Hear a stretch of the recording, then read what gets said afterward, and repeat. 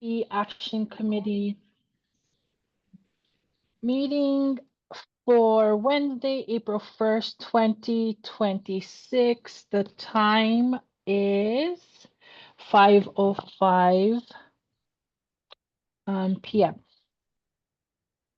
Good evening, everyone. I am Tisha Mahelani Maikui. I'm the Hāmākua Community Development Plan Action Committee. Meeting will now come to order. Okay. This meeting is being held in person via interactive conference technology, aka Zoom. The meeting is also being recorded and will be posted to the Planning Department's YouTube channel. Sunshine Law reminder for remote members, please keep your camera on. Also, please state for the record where are you participating from and whether anyone is in the room with you except for minors. So I am Tisha Mahelani Maikui. I am joining you guys from O'Okala, Kukui Village to be particular, O'Okala, Hawaii and Hāmākua. And no one is home with me right now. So let's proceed to roll call. Committee members present, Maile Lavea Malloy. Vice Chair. Robert Nishimoto. Present. Ton Keeney. Yes, sir. Ben Dalawi Dao. Present. And Brad Kurokawa. Here. Okay, we have quorum, yay, to hold this meeting, mahalo. Planning Department staff joining us, Jessica Lahip. Present. Mariam Palma.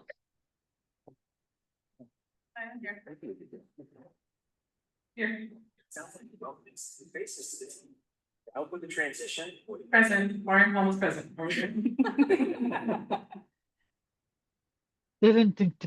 Okay. And Cavello Kalili. Aloha, I'm on Zoom. Okay. And sorry, Chair, we also have Planning Director Jeff Darrow in person, as well as Long Range Division Managers Bethany Morrison and Janice Hata. Oh, mahalo. Mahalo, Cavello. Okay, moving on, just some housekeeping rules.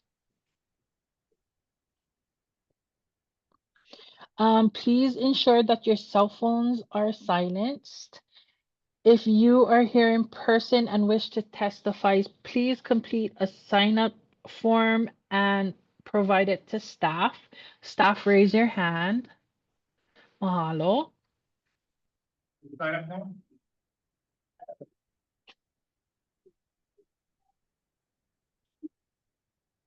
Yes, you may sign up when you feel compelled to sign up. Now is good. If you're joining via Zoom and wish to testify, please use the raise your hand feature or send a message in the chat to the Zoom host indicating the agenda item on which you wish to speak. All speakers are asked to clearly state their name for the record before beginning their testimony. For those attending in person, please direct your comments towards the owl camera. Lovely person, thank you, Maile. That's the owl camera and microphone, so participants on Zoom can hear you clearly. Okay, aloha etiquette for today's meeting. As a reminder, we strive to conduct our meetings in the spirit of aloha, maintain an open and positive attitude, listen to understand, respect everyone's chance to speak, share your thoughts, but also give others the opportunity to share theirs. It is acceptable to disagree, but please do so respectfully. Focus on the issue, not the individual. One person speaks at a time with no side conversations. Minimize distractions by silencing cell phones and refraining from outside work during the meeting. Please stay on topic and be mindful of time, recognizing we all are volunteering and we are all taking time away from our ohana. Approval of the minutes.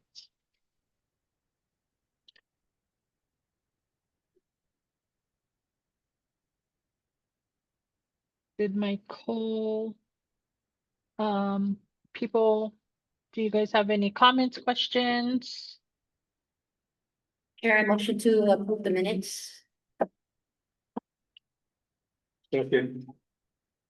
Okay. So Miley approved and Brad second. Are there any corrections?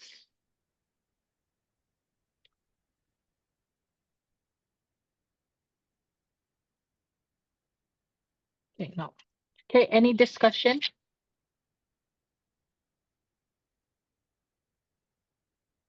Okay, all those in favor say aye.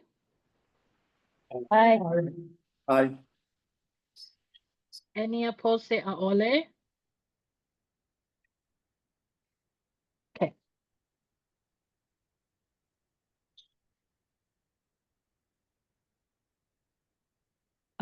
Okay. Becca passed, yeah.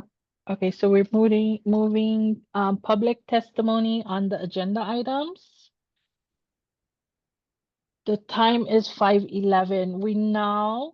We will now take public testimony on the items that are on today's agenda. As noted on the agenda, members of the public may testify now or when a specific agenda is called to order. Testimony may be limited to 3 minutes per agenda item. Please keep comments to matters within the committee scope and related to the item you are addressing. If there is anyone here who would like to testify, please fill out the testimony form on the front table and give it to our staff. Do we have any testifiers at this time?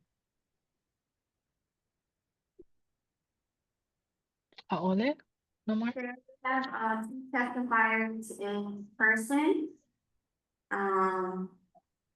Sam and Richard, you guys want to testify now or at the business item when it's called? Jim McMahon is, Oh, I'm sorry, Jim. okay. Yes, I can testify now. You can testify now. Okay. It's not right.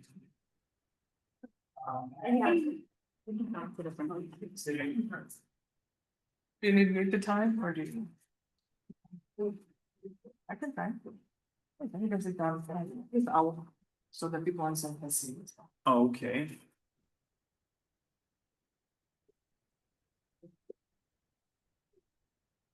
Good evening. My name is Jim McMahon. I'm here representing myself and my wife sitting behind me.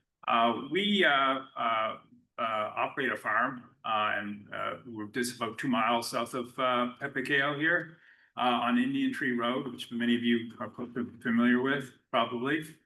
We live in the area. We're in the process of contesting a special permit application for an annual festival called Falls on Fire, which has been best described as kind of a Burning Man themed event that lasts for 4 days, and a heavy equipment base yard that's being from the same applicant. So basically, I'm here kind of talk about the 2 items on the agenda, which are following the special permit process, having going through it and contesting it myself, as well as having to deal with the specifics of this special permit, which I know is the second item on the agenda here. Basically, my opinion is, from going through it, is that the special permit process is broken. I don't believe it's functioning as intended by our state laws. The issues I have are things of, for example, it's extremely challenging to deal with the forces. I mean, the applicants on their side have, special consultants that they've hired that know what to say in the application, what information to omit, how to spin some of the facts, if you will. and also have the attorneys and everything. On the other side, we have the planning department and we have the individual citizens such as ourselves. So it doesn't seem to be very often a very fair fight. So that's one concern I have. On the other hand, I also see that it's also much easier now than it seems to be in the past to get these special permits approved because of the reduction in standards, the lowering of the bar, the reduction of the conditions that you would normally be required for such events and for such use.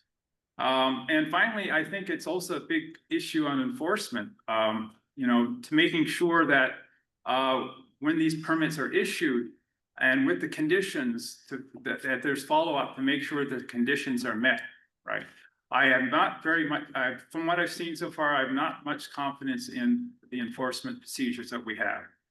So with all that, I'm thinking that, you know, for the two uses that have been proposed, you know, the heavy equipment base yard, I think that, in my view, is an industrial use. And I know that the Hāmākua development plan, and the general plan, it's against that to have those sorts of uses on agricultural land as we are. We're part of an agricultural community. We expect agricultural uses. We don't expect commercial and industrial uses. As far as these events, you know, like Burning Man and Falls on Fire, I believe that these should be really taking place on public lands where there's actual possibility of having proper oversight. You know, the reason why, you have to look at the reasons why that Burning Man takes place in an isolated location in the middle of the Nevada desert. I believe if you're going to have such an event, you probably look for a similar venue on this island. I know there's going to be opposition. There's going to be opposition wherever it's going to be. But I think given the nature of that type of event, it's a public event. It should be on public property. I know because of the type of event, we'll probably have to find a different venue because it's not appropriate probably to be in the existing public venues we have. As I said, it has to be in probably in a very isolated location. But the main point I want to make here, and I've provided written testimony in previous meetings, that I believe our special permit process is broken and is not fulfilling the intent of our Hawaii state statutes, HRS chapter 205, basically. With that, I thank you very much for your attention, and I also thank all the members here for your service as well on these very important committees. Thanks.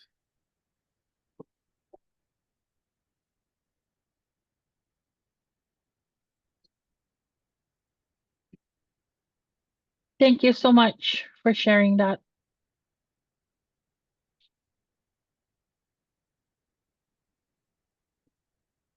Any other? Oh, there we go.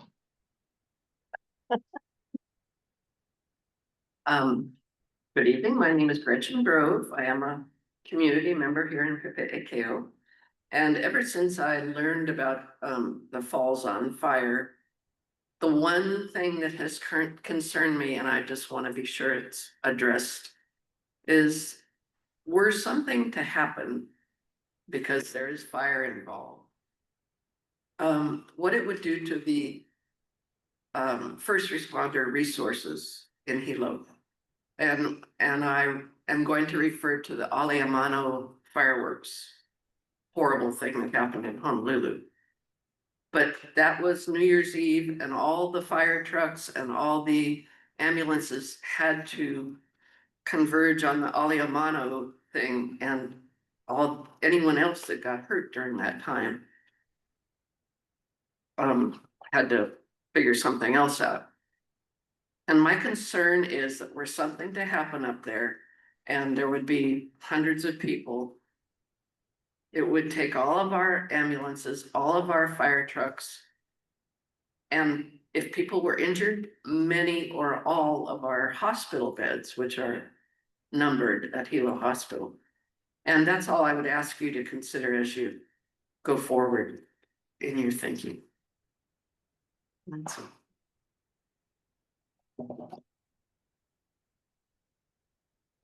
Mahalo.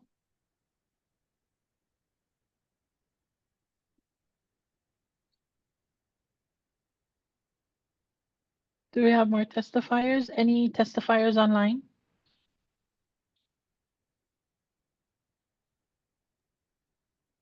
No testifiers online, Chair. Okay. Thank you, Covello. All right. Because there are no more testimonies in person or online, I'd like to thank everyone for stepping forward and sharing your mana'o. Public testimony at this time is closed.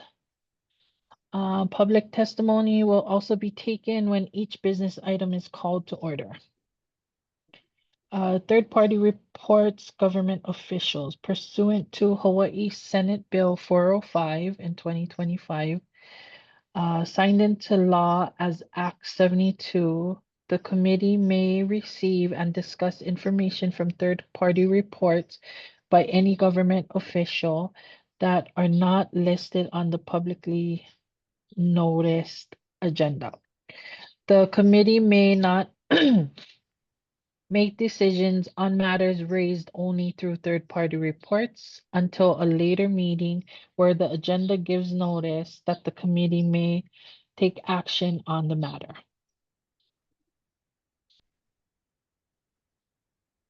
Okay, Kamaikai.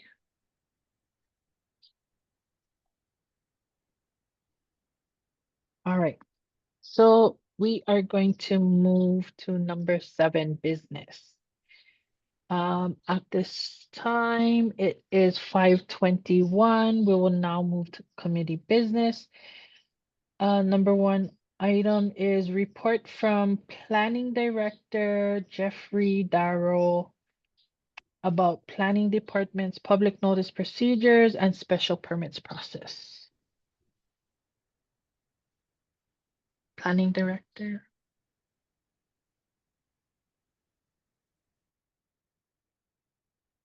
Aloha, everyone. My name is Jeff. I'm with the Planning Department.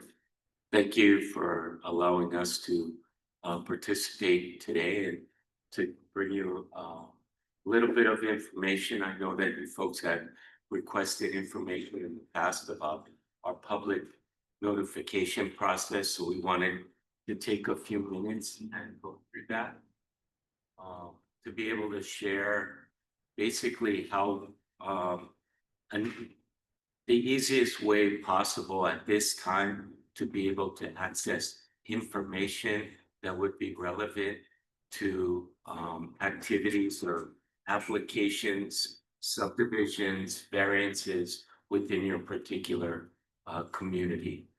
What I'm going to do is ask Janice to assist me through our website. So typically what you do is you would go to our main planning department page. So yeah, we just go to the front page. So when you type in under the search Hawaii County Planning Department, you'll come up with this page here. And then let's just go right down to the bottom. So right from the front page, oh, it looks like it's gonna take time to load. So you'll have several squares that you can click on that you can go straight to particular areas. One is Epic, our online system. One is community planning, which provides all the information regarding the community development planning that we take care of. Our boards and commissions. And then if you go down a little lower, you can be able to submit an application and get the form for that. And then information regarding zoning and land use, as well as our GIS and maps. If you go down a little further, it takes us right to our calendar, and you can immediately click on those and get direct information for those particular events.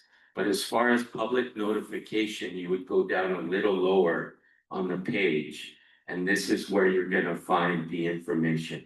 So we have on the left side all of our planning department applications that came in within the last month. Now, today is April 1st, so they will be uploading soon the March 1st to March 31st. Applications that came in. And then our variances, they do that every 2 weeks. And so very shortly, we'll have March 16th to the 31st. Our subdivisions is a little behind. They do it every 2 weeks, so they should be updating that one shortly. So why don't we click on the first one? Now, what this is you'll have the ability to go back as well, but if you click on the February one, this is the information of. What happened there? There's a picture of that. You just go back here. I think they're opening it in. No, try the January one, see if that works. Huh. Oh, okay, right. Yeah. We just did this before we came here. Isn't that always the case? Okay, here we go. So what this is, you might wanna zoom in a little quicker, little closer for everyone to see. Kind of.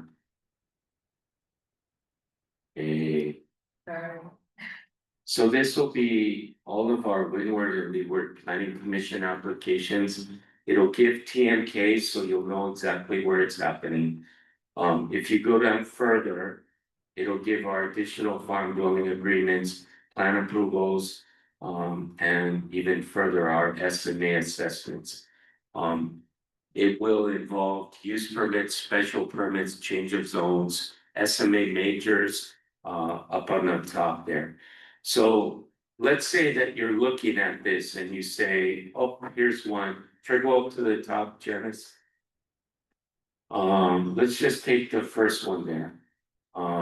Melissa Martinez. And then what you do is highlight the PL number. Now this is a problem, and then copy it.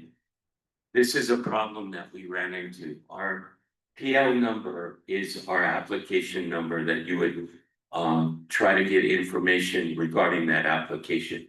Typically, the last numbers are 6 digits.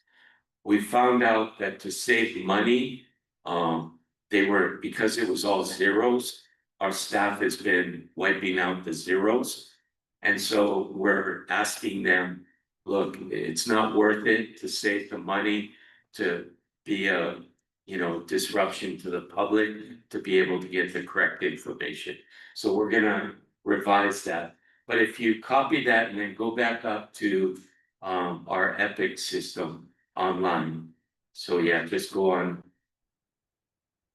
to that square that shows the Epic. So you would go to here.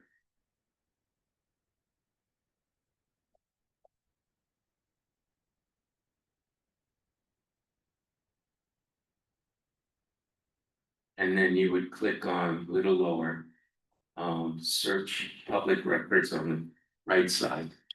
And then you would copy and paste the application number in that field once it comes up. And then add the 3 zeros, yeah, there. And then go ahead and hit search. What it'll do is it'll identify that particular application and you would click on it. And then this will allow you to get all the information that is public record at this point for this application.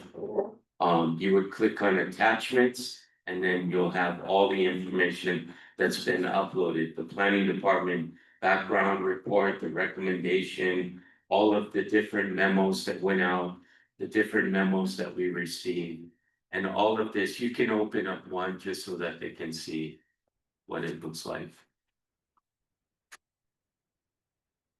May take, that one might be a big one.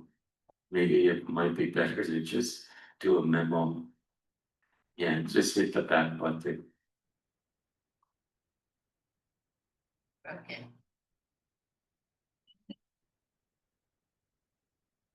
Yeah, The internet here is, I'm sure you're all aware, a little slow, so might take a while to load, but when you're at home with your fast Wi-Fi, it comes up pretty quick, and you can save that information as well. I wonder if too, when you're in the search bar, I know you said you had to add the 3 zeros, but Yeah. then I did notice that there was a check for the exact phrase. Maybe if you uncheck that, if it pulls that way. Yeah, you can try that. We tried it without unchecking that box and it didn't It work. still so, didn't? Yeah, I mean, we didn't try uncheck the box and do it, we tried. Oh, you got them? So it provides you with a lot of the information rather than having to call the office and ask someone to send it to you. You're able to get a lot of information right from our website. Via those public notices, grabbing that Epic number and then going on Epic and being able to bring it up. So that will work for all of these applications. There'll be different PL numbers. For example, a use permit will be PL-use. Special permit will be PL-SPP. A variance, depending on a zoning code or subdivision, will be CVAR or SVAR. And then they'll have their numbers. Once you copy and paste that and bring it in the Epic, you'd be able to see everything that's going on with that particular application. That's the basic information that we provide to people that are asking, how do I get information online? That's the simplest and easiest way to get it. There's also, always you can request information from our office and we can provide it to you digitally.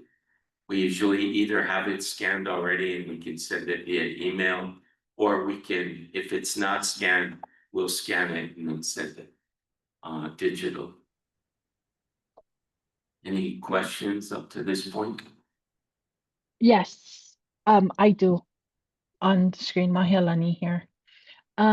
So unless they know, is there a disclaimer that says add the 3 zeros No, on there? yeah, again, what we have to do is fix that. We just noticed it when we were preparing to do this presentation that those zeros had been taken out of it. So we are, our IT person, Rob, is quite talented when it comes to these kind of things. He's putting together a video. He did it already, right? Do you have it? No. Okay, you do? Yeah, that's it. What we're gonna do is post that video on the website. And so that people know at this point until we change that if the 3 zeros aren't there to add them in. But we'll get that fixed in short order. It was kind of a surprise to us and we were like, why is the number short of lower? Costs a lot of money to do these publications. We're trying to cut costs. But it's not worth it for the amount of money we save for the headings Cool. that it. Um, Okay, when can we expect that to be working correctly? as soon as we can. I mean, we just today. Like we've middle notified of the April, ending of April? I'm I just would trying to s- get a timeline. Yeah, I would say, we've notified the manager of that particular division, so he's working on it already. So I would Cool. say the next notification going out should be fixed. Awesome. Yeah, That's awesome. Thank you. you're welcome. For the TMK too, right, Jen? Yes. Yes, What was that, Heather? I missed it. she had mentioned that you can also do a search via the TNK. Oh, got it. So a lot of times, the TNK is also identified on that public notification. It'll give you the TMK for that particular. Can you do me a favor, Janice? Can you do what this member had mentioned is unchecking, go back to the original page, homepage. Yeah. Yeah, and then take out the 3 zeros. And let's see if it comes up.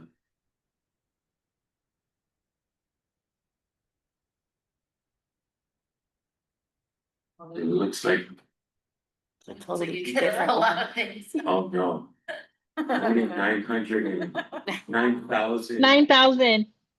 Yeah, that ain't gonna work. I think what it does is take all the PL numbers. You know, Yeah. so, yeah, you want to So- definitely have exact Exactly. phrase. But also make mention of that too, that you Yeah. would need to have it. Sure.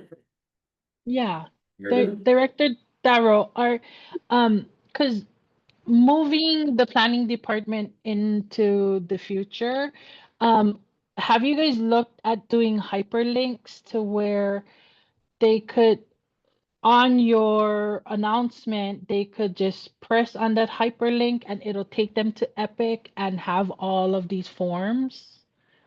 So it's We- easier accessible. Like we want our county, and this is just for me because just going through the steps of what you said, I would get really frustrated.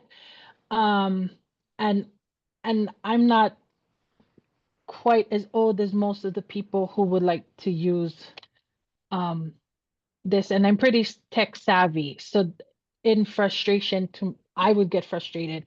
But there are hyperlinks that you guys could include um in your notification, whether it's just the PL number, and once you press it, it takes you to the Epic that gives you all of this information.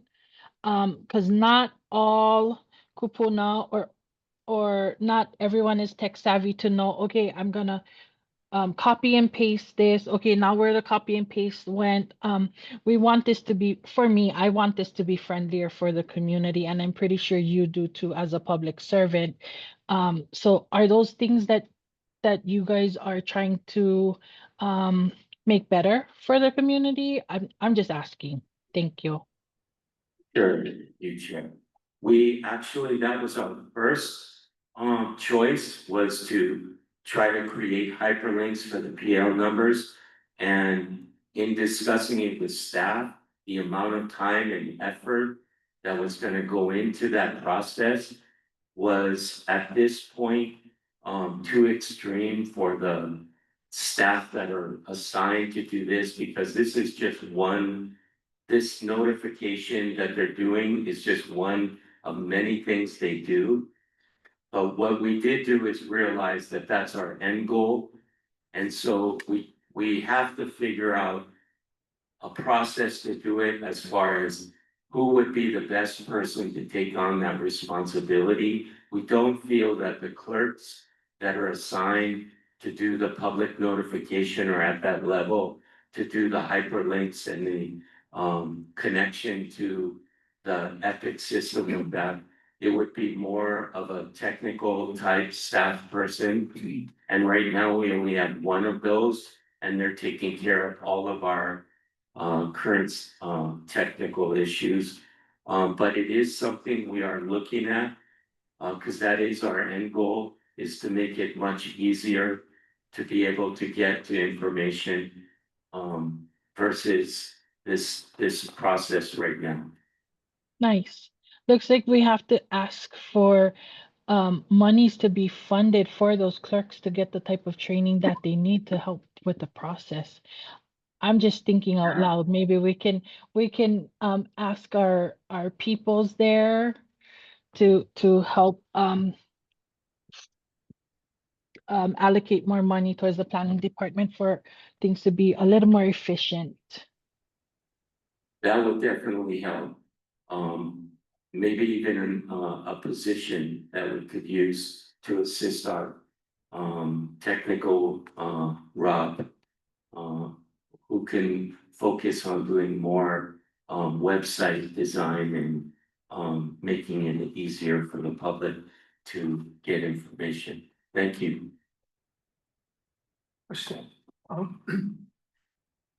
In a typical month, how many applications for rezoning, subdivision, variance does the county, island wide have? Can you bring up subdivision? So that's what those do. They give you all of the applications we received Right. in that particular section of time. You gotta go back to the front page. Yeah, down to the bottom. The whole thing? Yeah. We do receive a lot of subdivisions. Yeah. We don't receive, so yeah, let's click on that. So for 2 weeks. We received, yeah, just, let's see how many we got of these.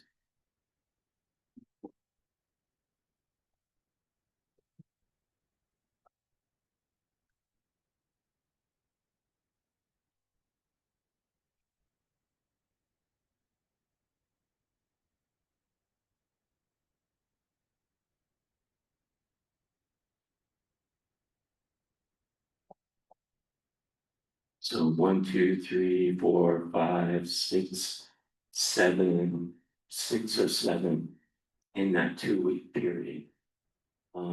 That's for the entire island. Yes. Let's see, we have one in Hāmākua there. We have one in Hilo. We have 2 in Puna, 3 in Puna. 4 in Puna and another in Hilo. I'm not sure. Try going to the other one, Janice. Yeah, let's see what this one says. It's funny that I'm not seeing any North Kona subdivisions on there.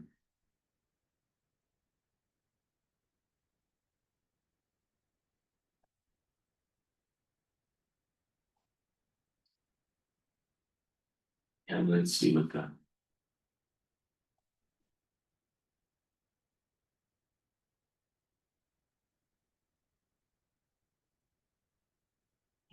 Yeah, it's just bizarre. I know we're getting more.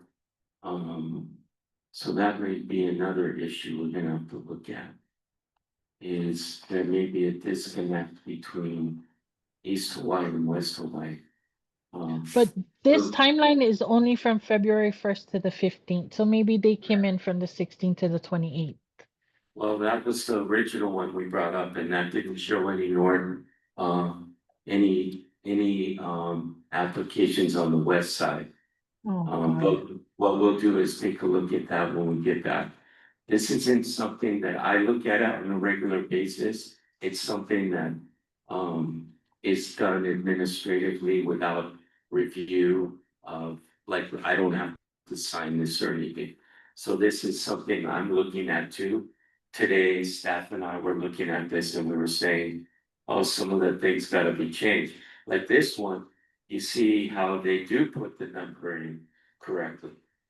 And it's because you have different people that are doing the publications. So this one, you would copy the whole thing and it's already ready to go. But there's definitely something going wrong here as far as East Hawaii and West Hawaii. Maybe the staff member thinks, oh, I work in East Hawaii, so I just gotta do East Hawaii. So we gotta fix that. Let's go to the planning applications. do you have a now that you're noticing the difference and you're seeing that it depends on who enters it into the system, do you have like a standardized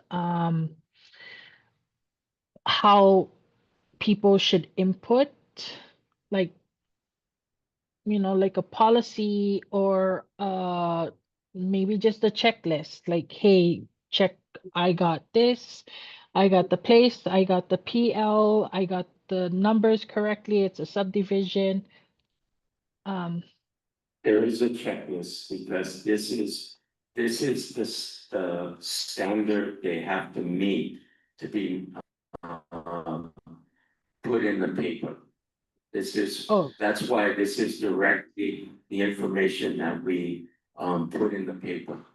And so it's Right. put back on the website. So Right, let's, but you're saying there's a disconnect with who's entering because one of them had had the correct zeros and another one didn't. So I'm asking, like, within your department, is there a generalized checklist that everybody needs, a required checklist or whatever you want to call it, that people need to follow? So that way the correct information, the information is uniform and it's correct throughout the whole document. So people in the public don't have to guess like, oh, do I add 3 zeros to this or do I just add no zeros? I'm trying to help you think this through.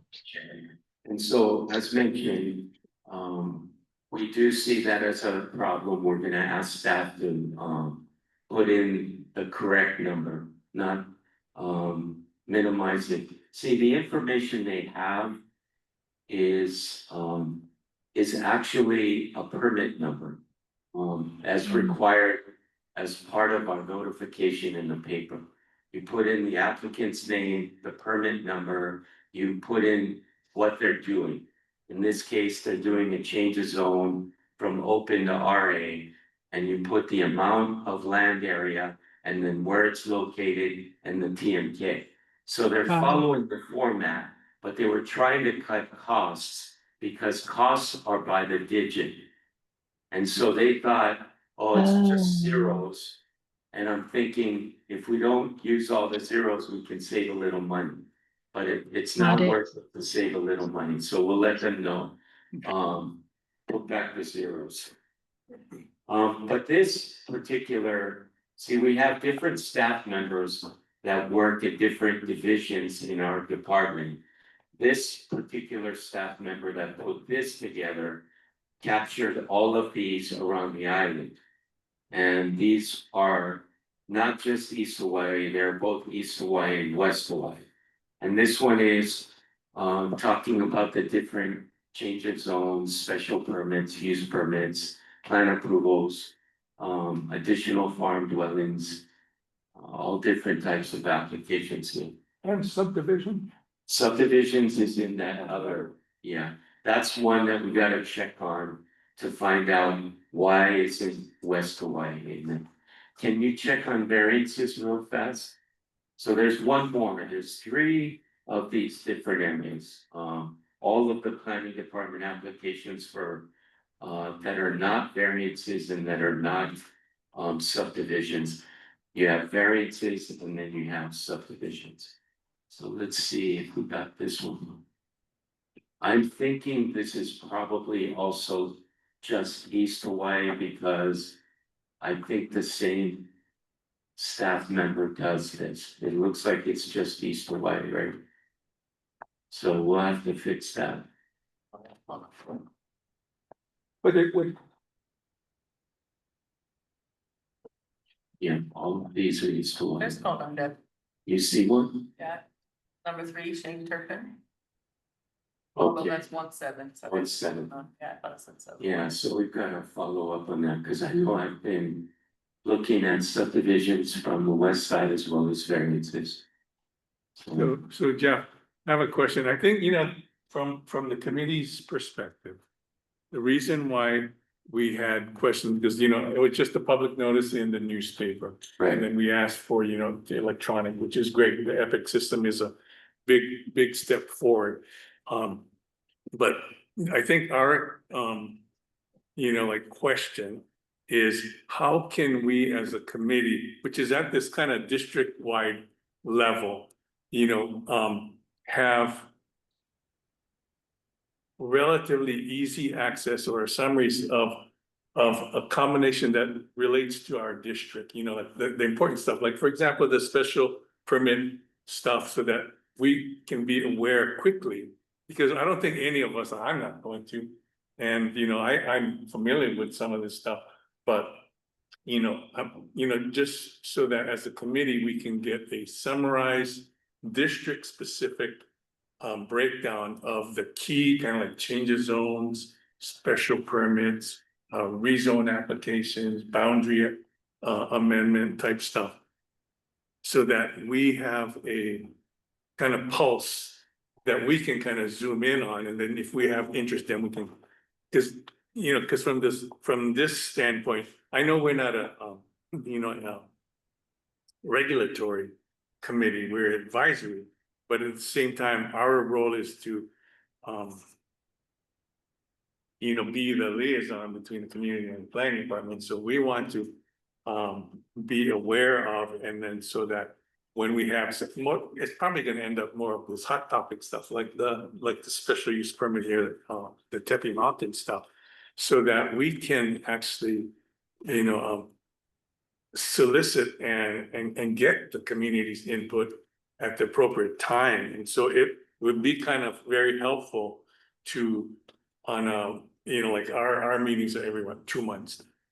And so, to have, whenever you guys are, maybe on a monthly basis, to kind of summarize it per district, so that you can pass it on to these committees around the island, the district CDPs. And I know it's effort, but at the same time, it would foster more of that kind of community dialogue with their government.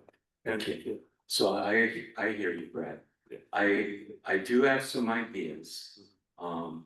We have been talking with our tech Rob guy. Yeah. He's pretty awesome. He has the ability, he's very, very tech savvy with Epic. And he has the ability to create reports. Yeah. And what we can do is meet with him and see, because he says reports are pretty simple for him, Yeah. And something like putting in a district and asking what applications Yeah. have come in. Seems like a probably sort could function, right? generate- Just right. like a sort function. Right. Could probably provide a very simple list of all applications that have come in district, in Hāmākua district. Yeah. Within a period of time. Right. So let me work on that with Bethany and with Rob. And let's see how we can simplify this to be able to get the information to you folks Okay. quicker and easier. Okay. Yeah. I hear you, this is complicated. Yeah, I mean, because like what you went through is Right. great, for getting into the Right. weeds of, Right. But But it's also, this is still delayed, right? It's like a month out or 2 weeks out or something. Right. What we can do is, before a meeting, we can have Rob do a search. Be able to, from the last meeting, see what's come in, Yeah. provide that. And then you folks can look it over and say, you could either do one of two things. You could take that PL number, go online and Right, get it. exactly. Or you could request it and we could provide it. Yeah, because I think, like, it would be like, we get a, like a report. And then something, based on the text that you guys have. Yeah. Oh, okay, and then we hear stuff on, from Coconut Wireless, Yeah. from our community. And we can kind of look it up specifically, and then we can kind of like put the word out, say, hey, this is kind of a Right. topic, and I think, and the special use Tepe one is pretty significant, because I think, it's gonna be a island-wide thing, and that's why we put it on our agenda Sure. for discussion. Yeah. Because right now, it's after the fact, right? I mean, from what I understand, they already made the hearing examiner. Right, but it's Submitted not, that, but it's not gone. It has to go through planning commission again, right, planning commission. yeah, so we can talk about that Yeah, under the okay. processes. Alright. So that is a very good suggestion, and we'll work on that. To be able to, and obviously we would do that if we were able to do that. It would not just be for Hāmākua, we try to do it Exactly, for the different yeah, action committees around the island. great, we appreciate that effort to kind of, That's, our goal here is to really try to open up the lines of communication. Yeah. Try to make things easier and better, and to have that open dialogue. And, to also be, you guys call us and you need something, we can provide it yeah, quickly. But also, your impression would be there's approximately 30 applications for subdivision in a month. I would say that's pretty accurate. I mean, obviously it fluctuates, but Yeah. I mean, we have 3 full-time subdivision planners that are just overwhelmed. Yeah. And it's just so much. a subdivision application takes a lot of time and effort. And I've had to actually like, if you guys need overtime, no problem, come in and do it, but. You know, people have lives too, right? It's like, at some point, we really need to look at expanding our staff levels, you know, And we can search by TMK number. yes, Okay. yeah. But again, if you need any assistance, just let us know and we can assist on that. What I'll do is I'll try to do that pretty quickly and see if we can send it out. Trying to get that report out and see what we see. Okay. All the subdivisions, variances, applications that have come in with it. We're talking TMKs starting with 4, or are we starting 4, 3, and portions of 2? Yeah, based on whatever. our Whatever that- Jurisdiction for Okay. the CDP. Yeah, we'll try to find that range and then Yeah, pull up that report. yeah, that would be very helpful, thanks. I have a question, I don't know. How do we even find out that there's something happening in our community? That would be what we were just talking about. Like, there's a whole project that's in Pepperkill. And we're not gonna be told about it until just before the planning committee meeting. And if I didn't get a phone call, I wouldn't know, so how does the community? Right. So the way that it typically works is the applicant in a particular application has a requirement to post a sign. That's one of the requirements.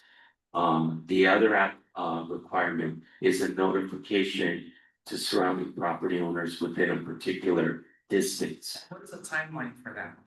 It's once they submit and we accept, it's within, I believe it's 10 days or. And then they do it initially, and then they have to do it again.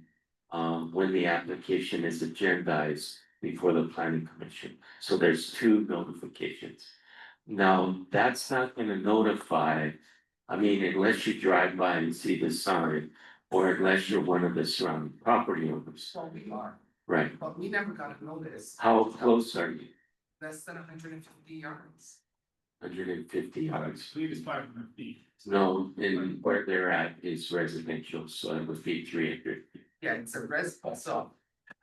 We live in a residential, the property that's proposed is on ag land.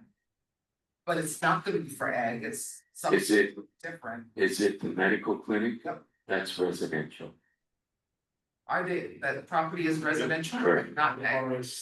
Yes. Yeah, Okay, so so, that sign is up, but right, the community, the neighbors. So- Never got, yeah, we could check on that, but that's their requirement, within 300 feet in residential. Yeah, and that's easy for us to do, we usually come up with a surrounding property owner amount of 300 feet, and it lets us know which properties fall in that. The other way is exactly what we were showing the Right. public I'm notice. gonna go look at Yeah. that tonight. Okay. I have been receiving a lot of inquiries about that, so the other way is you can call us if you hear about it. And we can send you the information. Okay? Well, now that this is shown, like, I can go on and do that, but Yeah. I like the idea. Don't forget the 3 zeros. Yes, oh no, I appreciate that. As I read the trip online, it really find them. But I think you're right, we need something out there. Keep all of us, so we're aware. Well, and the Tribune Herald, I totally different subject, but there's no newspaper carrier for all of Pepperkill. So unless you go online, Yeah, well, that's why we put it on the website. right, and I appreciate it, and that's why I'm here today, because I knew you'd be here.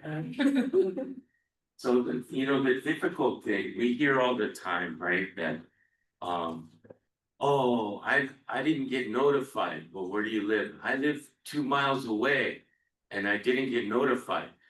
I mean, there's gotta be a reasonable, you know, nexus to, and so there's that surrounding property owner, there's the sign, and then there's the posting in the newspaper.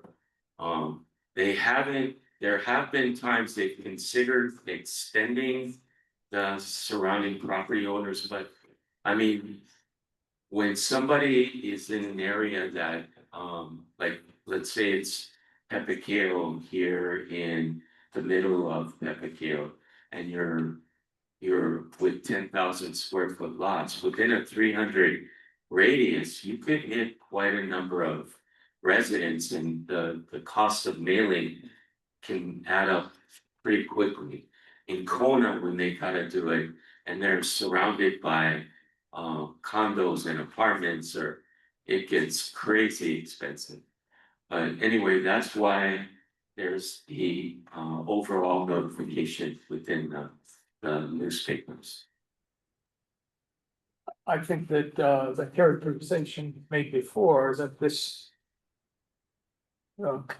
action committee would be considered an intermediary between the planning department and the community.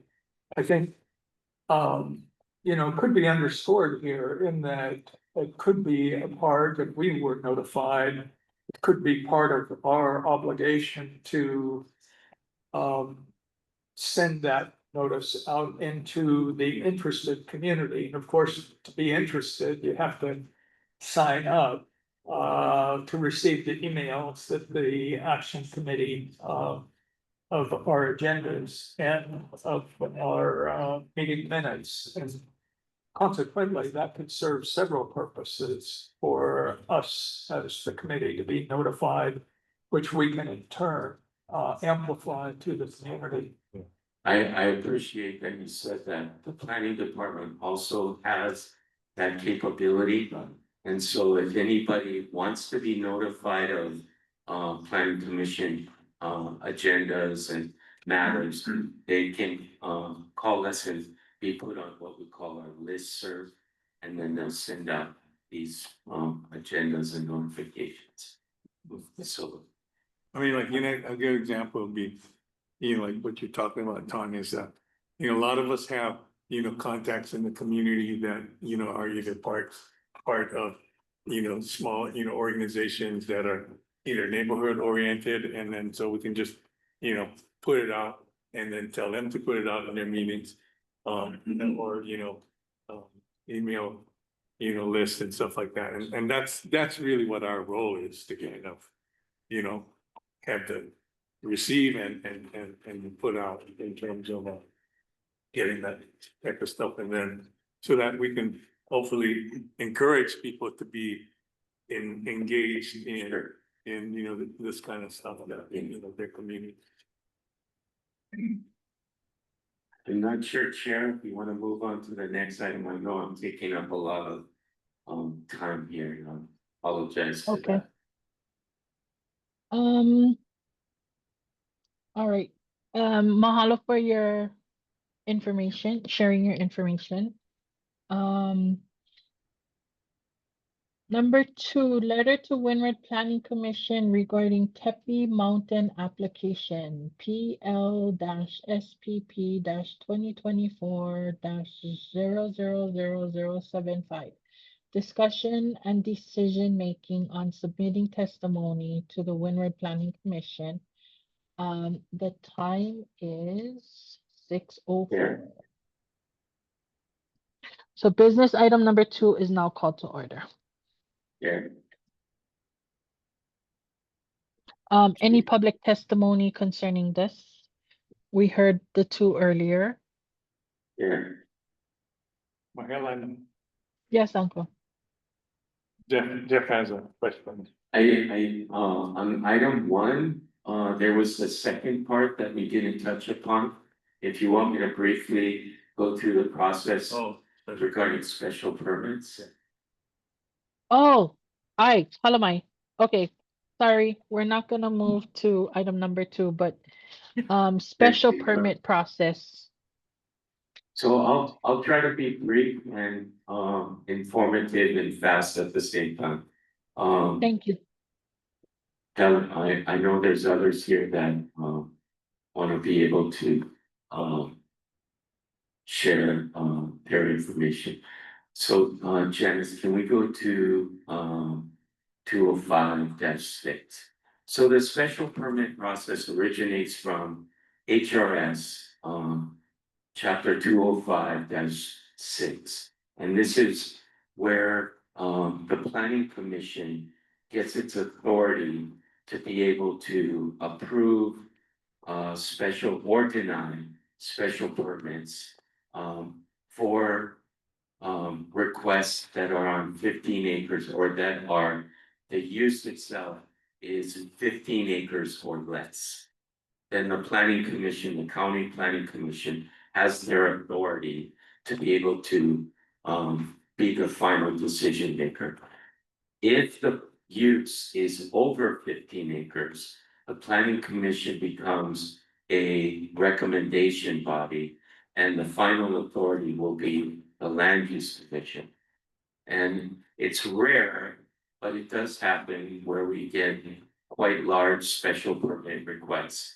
Usually it's like quarries and things like that, because they're quite large. So they'll go through the special permit process with the planning commission. They'll make their recommendation and then forward it up to the land use commission, who makes the final decision. For the planning commission, for the special permit process under the state, there is a set of rules called the Hawaii Administrative Rules. If you could bring that up, James. And so it's subchapter 12 of HAR 15-15. It starts at 95 and it talks about the process for planning for special permits, mainly before the land use commission. This is their rules, but it does briefly talk about the planning commission. If it's under 15 acres, it goes to the county planning commission. If you could go up a little, Janice, back up to the beginning. And so right here, it talks about the planning commission. Any person who desires to use land within an agricultural or rural district for other than a permissible agricultural or rural use may petition the county planning commission of the county within which the land is located for a special permit to use the land in the manner desired, provided that the person is not the owner or sole owner of it's not. The record shall include evidence. So there are times that somebody is a leasehold owner and they'll apply and they have to provide this written authorization as part of it. Then right from there, this doesn't really talk a lot about the county process. It talks about the state process. But so starting with B, it talks about special permits for areas greater than 15 acres. And it says you need to go before the planning commission and then the land use commission. If you go down a little further, it'll talk about the criteria for approval. And this is where it starts in C. Certain unusual and reasonable uses within these, other than those which the district is classified, may be permitted. And then it goes, if you go down a little further, so you have 1, 2, 3, 4, 5, 6, or 5 different criteria that they look at. Okay, you don't see anything in there that says needs to be consistent with the general plan or the community development plan. You'll find that in our rules. So if you go to our planning commission rule 6, this is where you'll find the information that's relevant to our process No worries. Just gotta, zoom out, I think. Yeah, it's just loading. And basically, we use pretty much the same criteria, but we added one or two additional steps of criteria. So what happens is, as far as the overall process is, an applicant will submit a special permit for a use that's not permitted in the agricultural or rural district that meets the criteria of that it talks about. It has a number of the criteria. What the planning department does is reviews the request against each one of the criteria. And we will respond in our background and recommendation as to how this meets this criteria or does not meet it. And we'll talk about that particular issue. In the past, certain people think that if you don't meet all of the listed criteria, it's a denial. But that's never been the case. It's a majority overall. You know, when you look at it, you look at it as far as the majority. Does this overall meet the requirements of a special permit? The planning department puts together a background report that consists mainly of factual information, right? Like, where it is, what they're asking for, is this in, the SMA, what is the zoning? What is the state land use, what is the, soil type, all different kinds of things, is water available? Is sewer available, what sort of wastewaters and stuff? And then we also send out the application to all these different types of government agencies requesting comments regarding the application. Those will be attached as exhibits to the background report. Once we finish the background report and we get all the information and all of the comments that come in, we begin to prepare our recommendation report. Our report is just a recommendation to the authority of the planning commission. There have been times that they agree, and there are times they don't agree with the recommendation of the planning department. Majority of times, they look at the work that was done, they review the information, and they will agree, but there have been a number of times where they disagree. Now, it may not be that they deny the permit, but they may disagree on certain conditions and add more or take some out or whatever they choose to do, they can do that. Now, in this process, and a person that is typically within that notification area, but it's not specifically just for them. Somebody can file what's called a petition for standing in a contested case.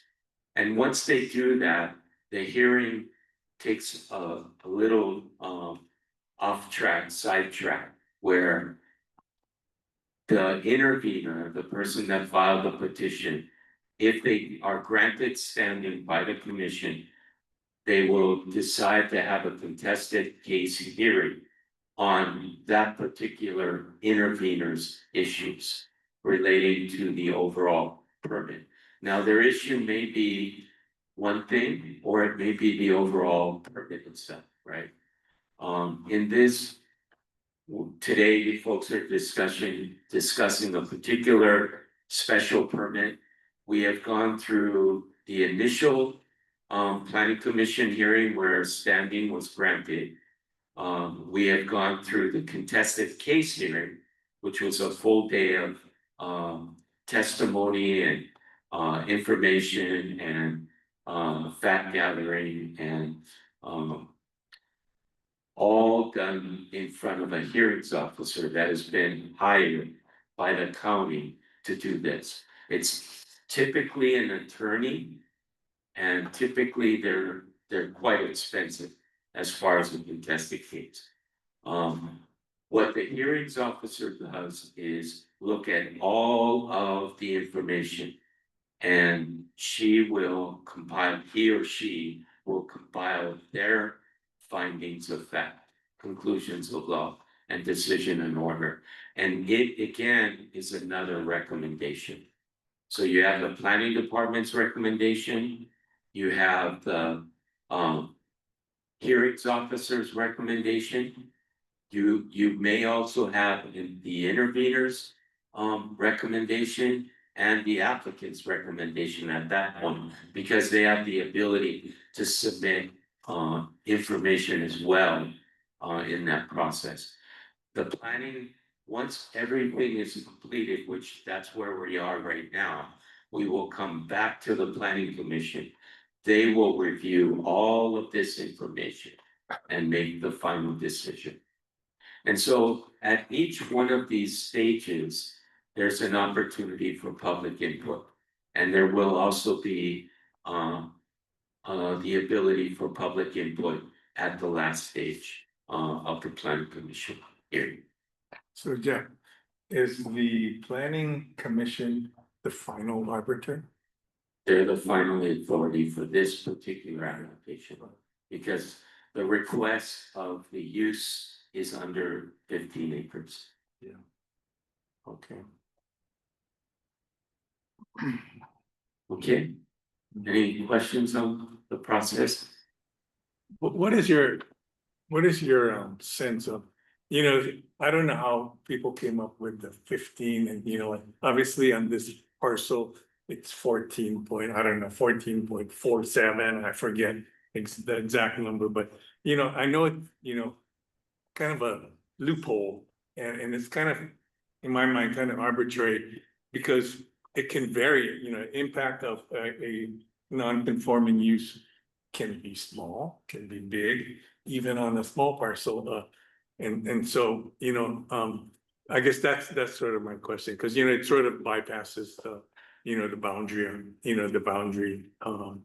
the state, district reclassification, right, boundary and those type stuff. That's state district boundary amendments have to align with usually, most importantly, the general plan, as well as the community development plan. Yeah. If you're in the middle of an agricultural zone and you're asking somebody to go to an urban zone, it's not gonna happen. Yeah. You know what I mean? Yeah. So that's why the special permit is basically the only option as far as that particular use. And that's happened many times. Yeah. They've tried to direct people to a boundary amendment, but there's no infrastructure, no water, no wastewater. It's not it won't get approved. Okay. As far as your question regarding, the applicant comes in, they provide this information of where the location is. Typically, they try to stay under 15 acres. This property that I'm not gonna get into details about the overall issues, but this particular property is almost 1,500, Yeah, and so the actual land area of the use is like 1% of the entire property, right? So it's a massive property. Typically, we will get, somebody that has 10 acres. And so their special permit will include the entire property, right? Because they're only 10 acres, they're not over 15 acres. But we'll have guys that come in at 20 acres and they ask for 14.9 acres, right? What are you gonna do with the other 5? Well, that's for agriculture. So, I guess right now we're talking about the overall process. And then I guess the next topic is, more of the nitty gritty of this particular. That I'll have to rephrase. Yeah. So Okay. guidelines such as there's no overnight camping on agricultural land, that's merely a guideline. It's not really a rule. It is State. yeah, it's a state rule, What happened was, there is, see, when you look at the different, sections in HRX. You have section 205-2, which has a list of permitted uses. That basically is any use within the agricultural district. They look at soil type, right? It can be from A to E. A being the best soil, which we don't have on this island, we only have B through E. When you look at 205 4.5, those uses are strictly limited to soil types of A and B. Yeah, and so if this had been on a piece of property that was listed A and B, or if overnight camping comes in and they're on this A and B soils, we'd say, well, can be, you know. And that was not really clear in the law. It was made clear through a recent case law that happened. And so people have brought that out, but I don't think they understand the issue about the soil types relating to those sections of the code. Sound good? Yes, thank you so much. Thank you. Thank you very much for your time today. Thank you. Aloha. Okay. Mahalo. Now we can move on to number 2, letter to Windward Planning Commission regarding the Tepe Mountain application PLSPP 2024-000075, discussion and decision making on submitting testimony to the Windward Planning Commission. The time is 6:21. Business item number 2 is now called to order.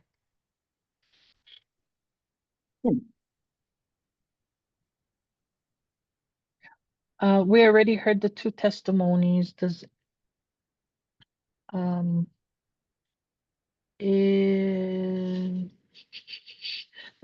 there anyone on Zoom that would like to testify?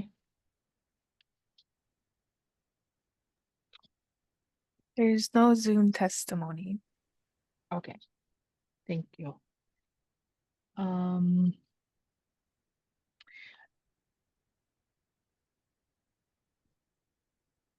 Uncle Brad, can somebody in the main room talk, because I get kicked out because I'm on Zoom. I see the person who's talking. So can somebody in the room talk? So you guys pop back up on my screen. Hi, this is Brad. Thank you. Is there a motion for action?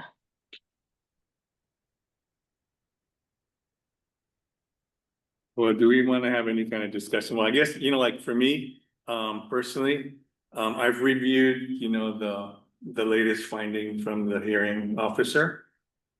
And I had some questions, and one is, why were they combined, the commercial equipment, which is industrial use. And then that, and then some of the criteria and, rationale for, like, say, for example, noise, like one of the things was, okay, well, just face it up a mountain. And all of us who live around here know that sound carries big time, because the mountain winds come down. And I know that there was testimony from surrounding areas, Mackay and stuff like that. So there's that, and that's kind of, so that, that was an example to me of, maybe it should have been more rigorous in terms of, I'm glad that they said 9 o'clock, because, but that these festival type things, it ain't gonna be 9 o'clock. Come on, let's get real. It's, Burning Man is a, free form kind of thing. We try and bring together people, and they're there to have a good time. And, say all the nice things about, of the activities, which, I have no problem. So there's that, and then also, some of the rationale of, oh, it's only just 1% of this large acreage that this guy owns. Well, again, like I said, certain activities can have big impact, and it doesn't matter if it's small, proportionate to the land holding and I bring up the size of these things because we're in a time that we have a lot of wealthy people or few wealthy people that have lots of money and lots of resources. And these things will come up. I know that Mr. Tepi purchased 800 acres up where I live. And so I'm concerned, and so are my neighbors, in terms of access of these large festival type things. And in this case, with this parcel, it happens to be on private road, private access, a private easement. And so I know in the code, I mean, the HRS just says, okay, impact on public roads, so it's a private road, so no impact, right, in this case. And so to me, okay, let's dive deeper on that. And so I'm seeing a lot of these rationale in the report, planning department report, plus the hearing examiner. And yeah, so I have some of those concerns from not just the specifics of it, but also as far as setting a tone for the permitting process and as it applies island wide and how we administer that. And so those are some of the concerns that I have, having been on, the Hāmākua CDP and what we, trying to set the vision and tone. And so, yeah, and that's the reason why I think we had it on the agenda, so that we can have this discussion and maybe look at the overall special permit. I know that other jurisdictions, not necessarily here, just for transparency and accountability. I know, and it's really nice to hear that, okay, we have the planning department and the planning commission. I know other jurisdictions actually put it in the lap of final arbiter would be like the county council or supervisors or something that have the direct elected official type of capacity to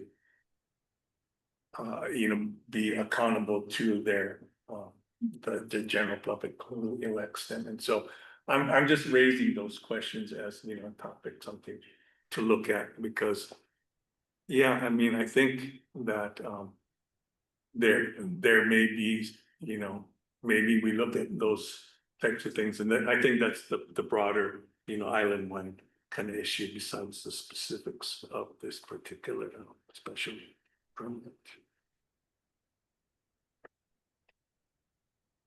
Comment.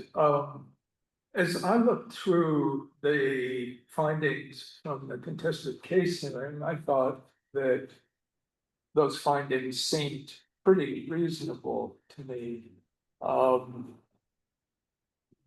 They obviously gave a great deal of consideration to all the various elements. They put a number of restrictions on, what would be required at a event like this. I'm interested in asking the testifiers who came earlier, was the sound from the event pretty intrusive? How did you react to last year's event? What was it like?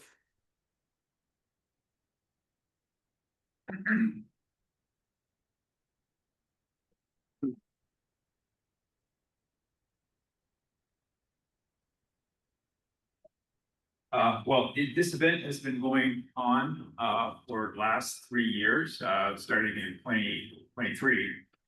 The first year it was very noticeable, very loud. And they said that, well, that's because the speakers were facing, I guess, instead of their towards us. And just for reference, I believe we are about a mile away. I mean, our house is about a mile away from the, where the event is held. But, we heard, the last 2 years, 24 and 25, it was noticeable, but it was better. I mean, less volume. But it was almost a music ran at least all night long, at least till 5 a.m. So these are all night. I know that you saw the recommendation report from the hearings officer saying that one of the conditions is to shut down the music or at least reduce the volume at 9 p.m. But I believe that the applicants have already submitted a rebuttal or opposition to that condition. So I don't know how it's going to play out, but it's, as I said, but we also hear from talking to a lot of our neighbors. A lot of our neighbors notice it. And just to I think the point that Brad made earlier, topography makes a big difference here. In some cases, we feel like we're, on our property, we're in a giant amphitheater. We're just above the Onamea Bay. We live about 1,500 feet above the highway. But often I can hear the police officers, if they pull someone off on the highway, I can hear them talking. Just if the wind is the right direction, the contour, it's amazing, right? I've never been in a place where sound carries so well. I don't know why that is. It may have something to do with I'm sure it has something to do with the topography and the winds, but it's just amazing. The other thing we've noticed too, I don't want to get off the topic of sound, but smoke from the event. Again, because the winds change, we're downwind in the evenings, when they have all this burning going on. Right? All the campfires are cooking everything, right? So it's noticeable, especially when it follows the contours of the gulches down. Yeah, it happens all the time.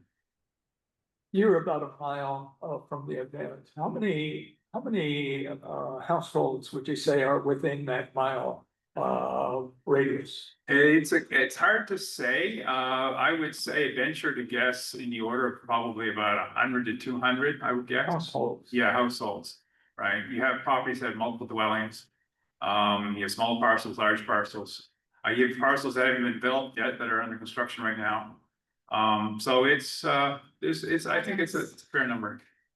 Yeah, your house is the one right next on the left-hand side, is that right? Yeah, we're right on the road. So one of the reasons why actually we filed a contested case, is because we're outside the notification range, right? That Jeff mentioned, so we wouldn't have found out, if we went through the normal channels to find out, because we were aware of the event occurring because we actually filed a complaint because of all the traffic and, the noise that we noticed on our road.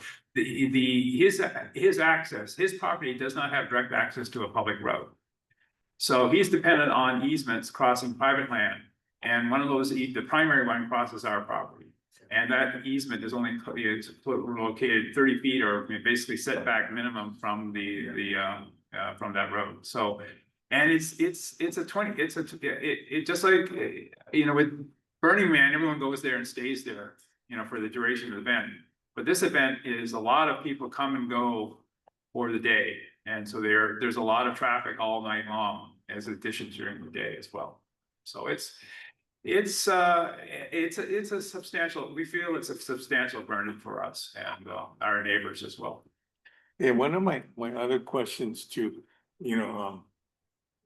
had to do with what are they calling it? Commercial or heavy equipment rental. Right. And I'm sort of familiar with, the leasing, because he also lives up in Hāmākua. And so, again, it's big equipment, trucks with gravel and going up and down early, probably going, to jobs that are not related to there, which is fine to do the ag stuff up there. But when they're going to, with the trucks and heavy equipment coming downhill, going past, some residences which are right adjacent to the road. That again, just from a basic planning adjacency type stuff, sort of kind of red flag. That's why we don't have industrial areas in residential areas and stuff like that. And I know in our Hāmākua CDP, we actually was very specific because we realized that we, with the plantations, properties all being by the ocean and all that kind of stuff, we say, well, that's not an appropriate use anymore in the times that we have.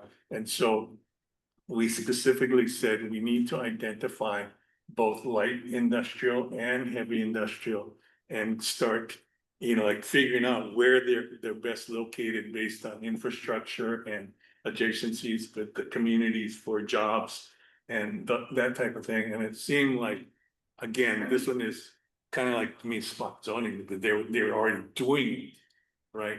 And then to accommodate the special permit after the fact, and then also the conduct of the landowner that applied seemed kind of like, like in your face, kind of, not paying the fine and after being warned by the owner. So to me, that was kind of like giant red flag in terms of just attitude and a sense of, well, we just, but we own the property and can do whatever the hell we want, and then continuing after being, cited. And so that, I guess all those things kind of combined sort of just was kind of in my mind, leaning towards, looking at and then looking at the facts of, the report. So One more question. Do you have any way of knowing whether the majority of people attending that last 3 years were from on island or off island? Sure, the majority are from on island. Majority on island. I would say majority, yes, yeah. Yeah, although it's, because I talked to some of them, because we also, the other thing too is we often have to guide some people across the property because they get lost. So we've had people accidentally take a driveway and end up in the gulch, on private property. Because unfortunately, the organizer does not always provide, he provides GPS coordinates, and I guess not all the navigational systems are, people, anyway, get lost. So I've talked to a lot of them.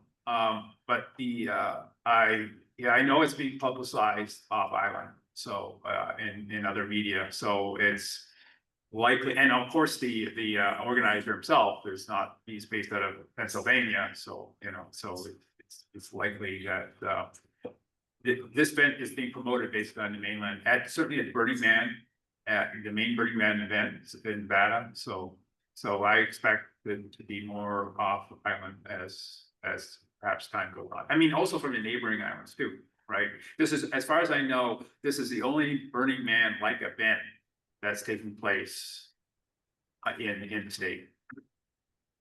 Excuse me, I have one question, sir. Yes, sure. Are you done? I'm sorry. I'm done, yes, so Yeah, my question, would you please inform me where this place you have? Because I'm totally out of this thing, because okay. From the highway, which access you going to your place? Do you know where Indian Tree Road is? Indian Tree. Yeah, it's Yeah, the road just south of Hanoi Street, because I know where Ben, I know where you own a loop, right? I'm right here. Yeah, we're almost neighbors. So we're about, you also are probably within, certainly you may be closer physically to the actual site than we are. I don't know, I have to check the map, but it's possible. Yeah, okay, now I know where Yeah. the exit going to. Right. Yes, okay, now, thank you. Could I ask before Director Darrow leaves? Do you know when this commission meeting in which this will be decided? Do you know when that commission meeting will be? I apologize. I don't know the exact date yet, but my understanding it's going to be a special meeting in May. Oh, okay. But I don't know if we've actually pinned down the exact date. Okay, thank you. I know that we were having problems finding a venue. All right. And I think we ended up having to go with a particular venue because everything is taken up right now. So, but it will be a special meeting in May. Okay, thank you. I have a question for, is his name Jimmy? Jim? Jim, yes, Yeah. yeah, that's fire, Yeah. yes. So in your testimony, you stated several times about the laws or policies changing. And can you specify like how they changed? Like, because you said they changed or they softened. Like just Yes, one instance, because you mentioned that several times. I'm just curious to know because if we do draft a letter, um, I'm thinking that that could be a very strong point that we make. right, and this is my opinion, you know, as preparation for, you know, dealing with the contested case and, you know, and so on, and getting familiar as you are getting familiar with the overall process of special permit. I did review as many special permit applications as I could since, you know, the beginning of time, at least since 1980. And of course, I focused on special permits that are as close as possible to the proposed use here, which is kind of the, you know, the heavy equipment base yard. There's some examples of previous special permit applications. And what the standards were expected for issuing those permits, which ones were rejected, which ones were successful. And based on that, I formed my opinion that over time that things have the bar has been lowered. Now, there may be different reasons for this, and it would take time to go into each one as to reasons why you know, the standards have been diminished. You know, if, for example, if for a heavy equipment base yard, for example, or a light or heavy industrial use, a special permit was usually only issued for a fixed period of time, right? It was there to give the person who made the application the, you know, some time to relocate their operations to you know, a appropriately zoned parcel. And maybe give the maybe the planning departments and or the Hawaii County Council time to identify, you know, new, you know, going through the redistricting process basically and identifying suitable lands for the people to relocate their operations.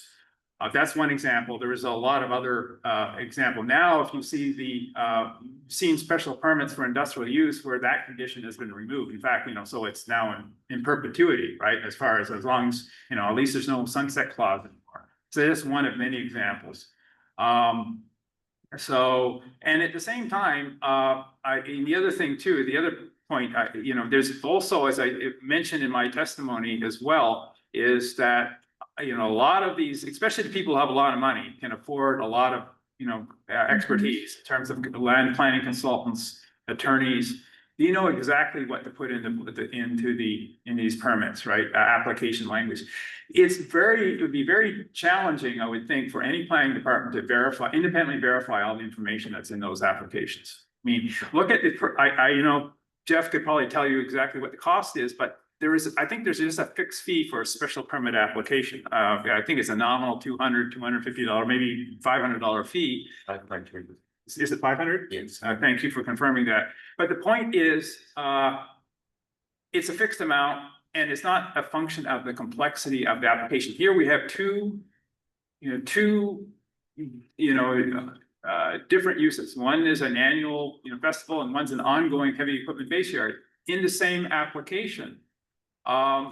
It does not kind of, you know, the amount paid should be reflective of the complexity of the application because it's going to take resources. It's going to take a lot of people's time to you know, go through the whole process. If you compare it to Burning Man on the mainland, there are permits in the order of annually hundreds of thousands of dollars in permitting costs alone because of the complexity of the application of that deal. It's a much larger festival, 70,000 people versus you know, officially 500. But again, you can have the expectation that this event is likely to grow as it, you know, becomes more well-known, if you would say, right? So I don't expect it to stay at 500 with the, you know, I expect them to at least apply to enhance I it. So, agree. I feel like the more traction it gets on social media and all those other venues, that it'll grow.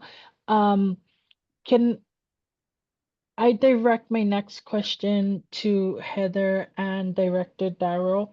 How do we, as the county officials and community, right, public servants, how do we hold these people more accountable?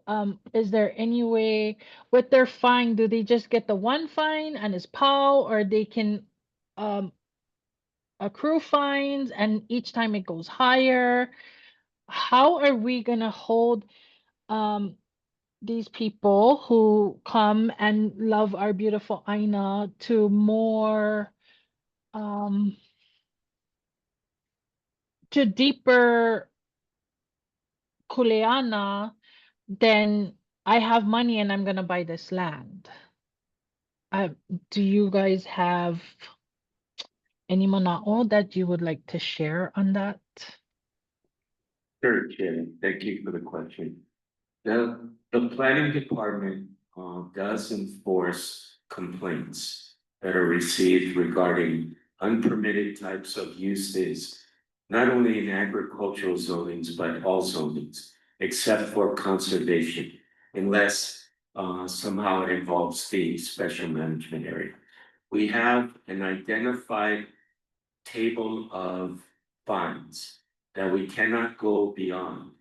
It's an approved amount, and we don't have the ability to go beyond that amount. When you're dealing with a violation within the state land use agricultural district and the county agricultural district, there are two violations, one on the state side, one on the county side. The state side has a requirement that before we can issue a violation, we have to send out this warning letter. And we have to give a period of time for compliance. And if they don't comply, then we can issue up to $5,000. So typically, when somebody doesn't comply, we hit them with the maximum $5,000. And then the county's fine schedule, which could range from 100 to 500, depending. If they don't comply and cease and desist of an activity within a period of time, then there's the possibility of daily fines. And again, those are limited by the amount specified in the law. There has been talk in the council about increasing the fine schedule because they feel like it's not enough. So that could be happening in the future. State law is different. That would have to be done by the legislature. But as far as county fines, we could increase it. What we do, our goal, one of our main goals is trying to achieve compliance in whatever way that is, either stop, cease, move, get out of here, or receive whatever permit you need to become permitted. And if you receive that, then you resolve the violation that way. So we don't, we're like neutral. We still have to do the enforcement. We have to, assist in trying to provide compliance in whatever that way would be. Again, either through fines or through directing them to a process to become permitted. Okay, So that's thank what. you. You're welcome. So how was it allowed that for this special permit they got to do it for commercial and industrial? When you apply for a special permit, they don't look at it as commercial and industrial. They look at it as this is a use that is not permitted within the state land use agricultural district. And it can become a permitted use via a special permit if it receives a special permit. Okay, thank you. Following up on the question of enforcement.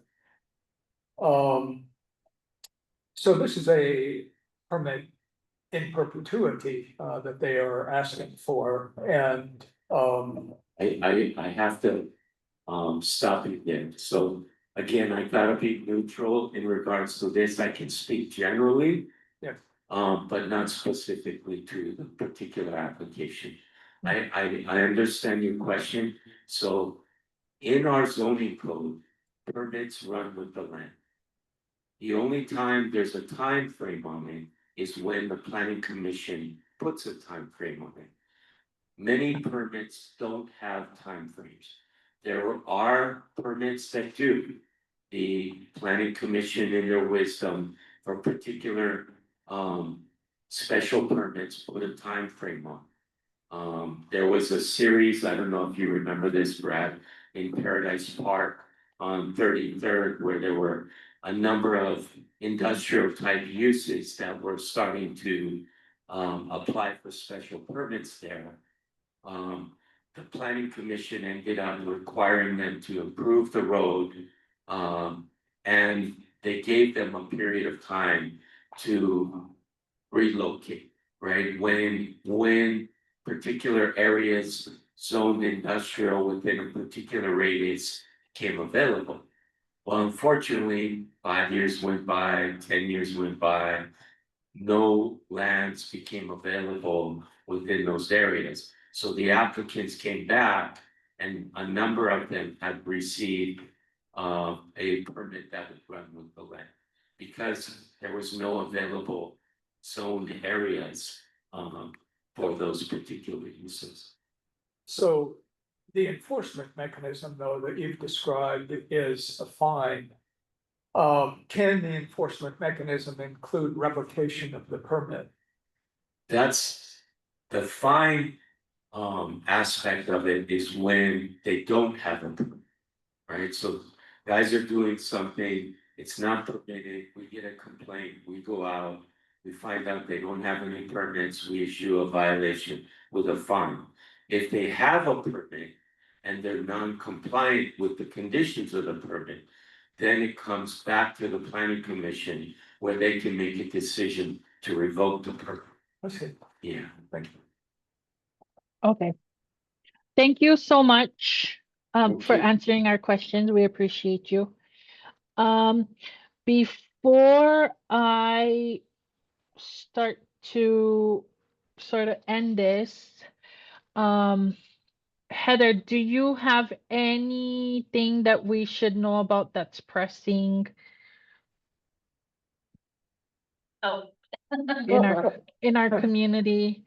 I mean, we appreciate you and we want to hear from you. So Thank you. I will try to go through this quickly. So,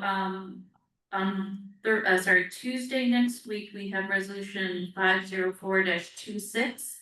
This resolution is a petition to the Board of Land and Natural Resources to allow us to change the name of Kolikoli Gulch Park back to Kolikoli Park. When they redid the park, it turns out it's state-owned. That's the name that's in the record with the state, and we need Bill and R to let us change it. And that was something the community was vehement about when we reopened it, so would appreciate support on that. Resolution 500-26. This is the resolution that finally establishes a clear timeline and responsibility for the maintenance of the trails in Hāmākua in the shoreline area. And it also urges the finance director to give Makahonoloa Fishing Association a grant of $25,000 to do that maintenance on behalf of the county.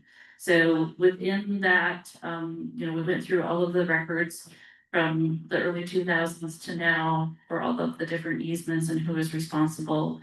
We've identified the areas that the county is responsible for, although no one in the county is specifically designated within that. And so this is our solution, is to hire a grant we can do without an RFP, so $25,000 for their first year. Going further, we will proceed with an RFP because they're gonna be probably a little bit more than that. But this that puts it in the record all in one place for the future, and then gets them some funding now. I did want to mention, if you haven't heard about the trees at the Hāmākua Park. So the Parks and Rec Department is proposing cutting down several of the Cuban mahogany trees that have damaged the sidewalk and the parking lot and due to years of neglected maintenance, of course. So there's obviously a lot of community input with regard to that. Folks didn't want to see a major cut down of all the trees, as is understandable. So I have asked the Parks and Rec Department to put a halt or pause on that contract until they can provide independent corroboration from some other source outside of the county that those trees need to come down. That may include the arborist committee. A cost benefit analysis of some of the alternatives, such as moving some of the parking stalls and not using the ones where the roots have gotten into the parking stalls. And then if trees do need to come down, providing clear timeline for their replacement and what sort of species they will be replaced with. So I haven't gotten those items yet from the Parks and Rec Department, but that's what I have requested. They have put the contract on pause for now. So I'm hoping to get some of that before it proceeds forward. Also next Tuesday, we have Bill 147. This is the new STVR short-term vacation rental update. So this aligns chapter 25 with the registration that we passed last year. That will basically what we've come to working with Jeff and his team is that hosted rentals really should be regulated and covered under our bed and breakfast code. And so moving forward, all hosted rentals will be considered a bed and breakfast. We're going to change the requirement so a use permit isn't required in residential zoning districts, but if you're in agricultural districts, you will need a special use permit because of the state law that Jeff showed you earlier, 205-4.5, that requirement that a farm dwelling have somebody in it that gets their income from a farm. So we have to verify that when we give the special permit for the bed and breakfast. It also just clarifies the language around short-term vacation rentals and adds the standards of operation with some more clarity. Speaking of fines, that we do have a revised fine schedule related to the short-term vacation rentals, where it's 2,500 for the first offense, 5,000 for the second, 10,000 for the third, and then the planning director can also impose fines of 2 times the nightly daily rate if they are in violation of any of the requirements. So that's 147. That'll be sent first to the planning commissions for their review before it comes back to the council committee. I won't go into Mahilani Road. So I did do some background research on that. I think if it's something you still want to pursue, the next step is to get a letter of determination from DPW and Corp Council as best as they can determine who's got jurisdiction and authority over the road. From what I can tell, it looks like it's kind of a mix. Like some of it, it's a mix. Like it's because the physical road doesn't match the easement on the ground. It's kind of a mix of ours and not ours. When I say ours, the counties. So that would be to get, the next step would be to get a letter from Corporation Council to that effect with needs and bounds from DPW. I would suggest pursuant to the resolution from the state that if you want to move forward with it, it would be best to work on the emergency access part of it first and then look at a broader access for the public on that. I think it would be easier to get support from DHHL, but we can talk more about that offline. You know, I don't know if it's a hornet's nest you want to stir. Heather, you meant Mahilani Road. Yes, sorry. You said Mahilani. I was like, where do I have a road? Your road. Yeah, sorry, my apologies. It's late, you know. So It is. Yes, Milani Road. I wanted to mention the Trails Project. I think I've mentioned this a couple of times before. So I worked with Bethany and one of our GIS specialists within the planning department. We have identified a trail pathway corridor, if you will, from Hilo up to Nanolan, using mostly old government accesses, and then from O'Okala all the way up to Kuihali and Wapio using the old King Hall roads. I have been in discussions with Kamehameha Schools. They are willing to grant us those easements to create that trail. So our next step is, I know, 5 years of arm twisting, and we finally got that happen. So, our next step is to create a feasibility, scope of work to do a feasibility study. So we'll put an RFP out to have a feasibility study done. They would, further identify the corridor with actual means and bounds, identify costs and support, infrastructure within the county to make that happen. So we're on our way for the Hāmākua Heritage Trail. Super stoked about it. Yeah, Yay. yeah. So, oh, Heather, do you have more? I have 2 more things. Be super Okay. fast. You have 30 General seconds. plan. Briefly, I think this is something that you guys should be very much alerted to. Everybody whose email address I forwarded you the amendment that was proposed by my colleague. So where we are right now is that the general plan will be heard again. This is Bill 66. The plan itself, the 2045 plan, which was shown to you, is an addendum, an appendix, to that plan, right? The 2045 plan.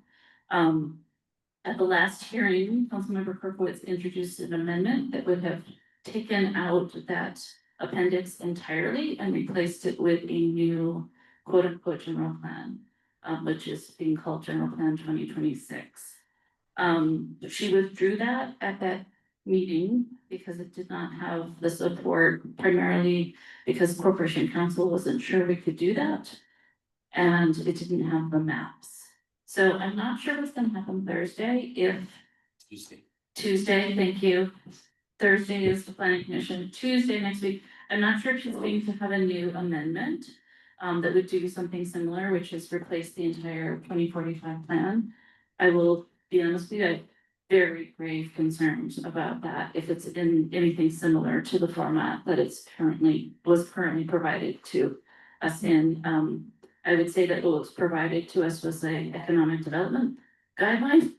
And if I read it carefully, I think it allows development of any kind, anytime, anywhere. It's not a general plan. And so Yeah. I encourage you to look at those documents. I'm working on some amendments to the general plan 2045. One of them in particular is to add data center language. In anticipation that at some point somebody's gonna wanna develop a data center here, and they do impact water resources and energy resources. And since I saw it earlier, I will mention for Ben, the bus stops, so we're waiting for the state to provide a roadway permit for the Department of Mass Transit Administration to build the bus stops in Hāmākua and in Hāmākua. They already have the bus stop shelters at the base yard for DPW, and they will be constructing them off-site. So once they get the roadway permit from the state, they will be able to install them fully built. And that is all I have to report. Yeah, can I say Thank you, something? Heather. Go ahead, Ben. Yeah, this issue should been done long time ago. These people have been getting wet. This weather here is really bad. And I feel sorry for these people. They've been waiting for a long time. And so I presented this issue a long time ago, and up to now, it's not established. So You know, I feel this is something that I'm getting frustrated, because I presented this to you a long time. Yes. And so the permit should have been done. In fact, the whole issue should have been done a long time ago. I'm sorry, this is my feeling. Well, I will tell you that when I first raised the issue with mass transit, they advised me that they could not add any more bus stops because they had to do the ADA compliance first. So I was able to convince them that they should add this to the list. Then I was able to establish funding to go ahead and actually fund those 2 bus stops. And then I was able to move them to the top of the list. The government doesn't happen as fast as we don't move as fast as any of us would like, but there were several steps involved in getting it to the point it is today. Now, I know you're close with Mr. Mayor.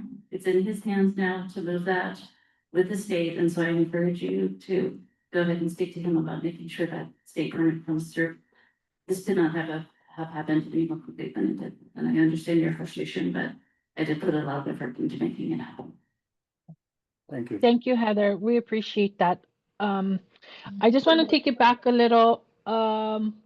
Do we have any AC members that would like to draft a letter on behalf of for public testimony for the letter to Windward Planning Commission?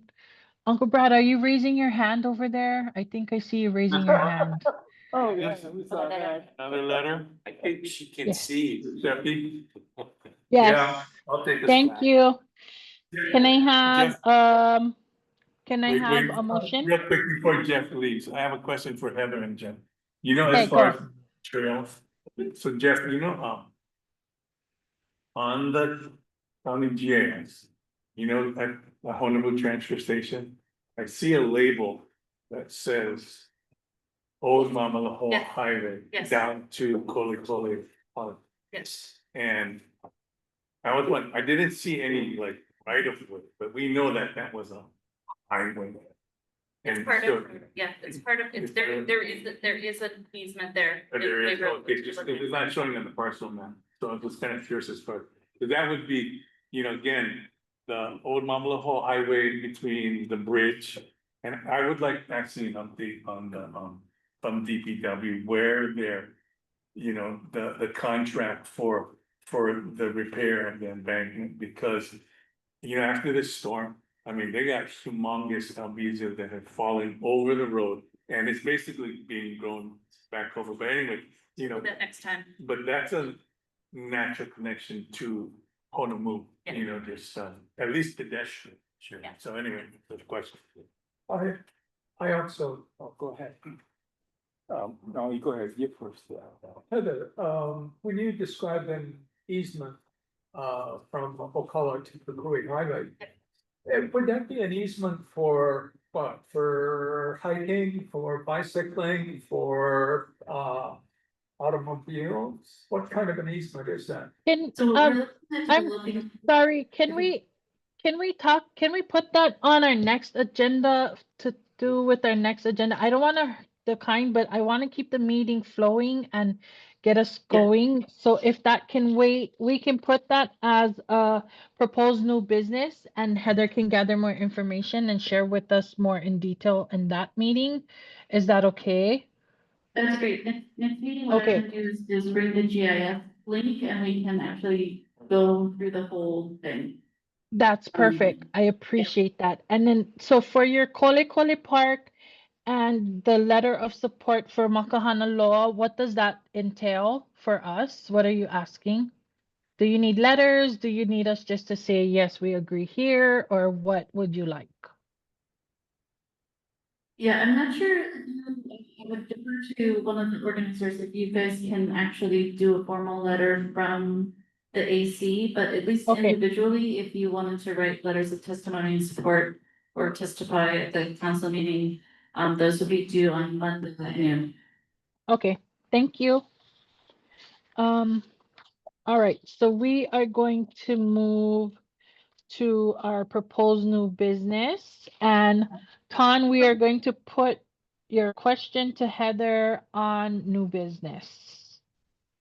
Okay. Sorry, excuse me, Chair. What about the Tepe? We don't have a motion for the Tempe Mountain letter, if we could have that motion. For. Thank you. Thank you. Can I have a motion? Uncle Brad is gonna write the letter, but I need a motion. And can we also in the motion, have a general like kind of gist of what the draft will include? Because based off of Director Darrow's timeline, this committee won't meet again to review the draft. So this would have to be approved by the committee I'm tonight. gonna meet before, Our next meeting is in June. Our next meeting is June. Next meeting, June 3rd. So,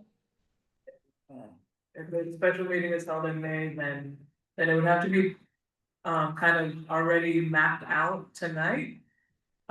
With a consensus that, you know, Uncle Brad will, you know, do the wording of it, and as long as that the draft follows the spirit of what you guys voted on tonight, it will be allowed by Corporation Council. I don't think that Brad is going to be able to form a consensus of the opinions of this group. I don't think I know any of the opinions of this group. I don't think Brad knows my opinion about this, so I think Brad would have a very difficult time in forming a consensus statement. And the other piece is that this letter, just like other letters, about land use applications would have to be, from this committee, would be speaking from the CDP foundation, right? And that rationale, and it wouldn't be including, personal opinions of the members, and they would only just be bringing forward rationale from your document, that shows consistencies or inconsistencies with the CDP document and the application. Individual testimony also welcome. And yeah, so there's also always the opportunity to do individual testimony To the, to the commission. planning commission, once the Okay. special, and planning can, be helpful in making sure the committee is notified once the agenda, once that meeting is scheduled. But then you would be testimony on your own behalf without acknowledging your hat as an active committee member. And or speaking on behalf of the committee. Unless there's some sort of vote that happens here tonight that kind of maps out the committee's. I think I would feel like I would want to see the letter before I would feel comfortable in at least being a part of what was written.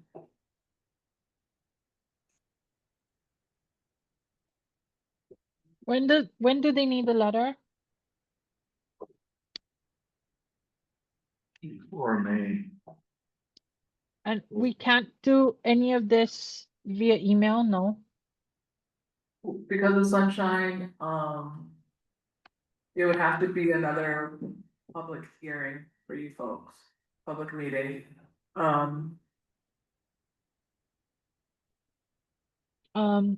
Well, so if they're gonna do it in May, our first,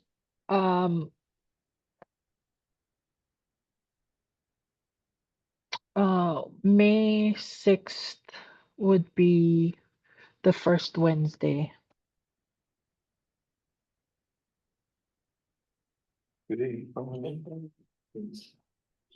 Okay, so are you guys proposing that we all do our own letter? I feel like it's really important for it to come from this committee. How do you Was- guys feel? Sorry, was there also an option to call a special meeting? To do it like more of like a working group, since there's things. Like how Dr. Kinney said, we don't even know where we stand as a commission. We would have to talk to management about that, maybe we can get you an answer probably by tomorrow about that. Yeah.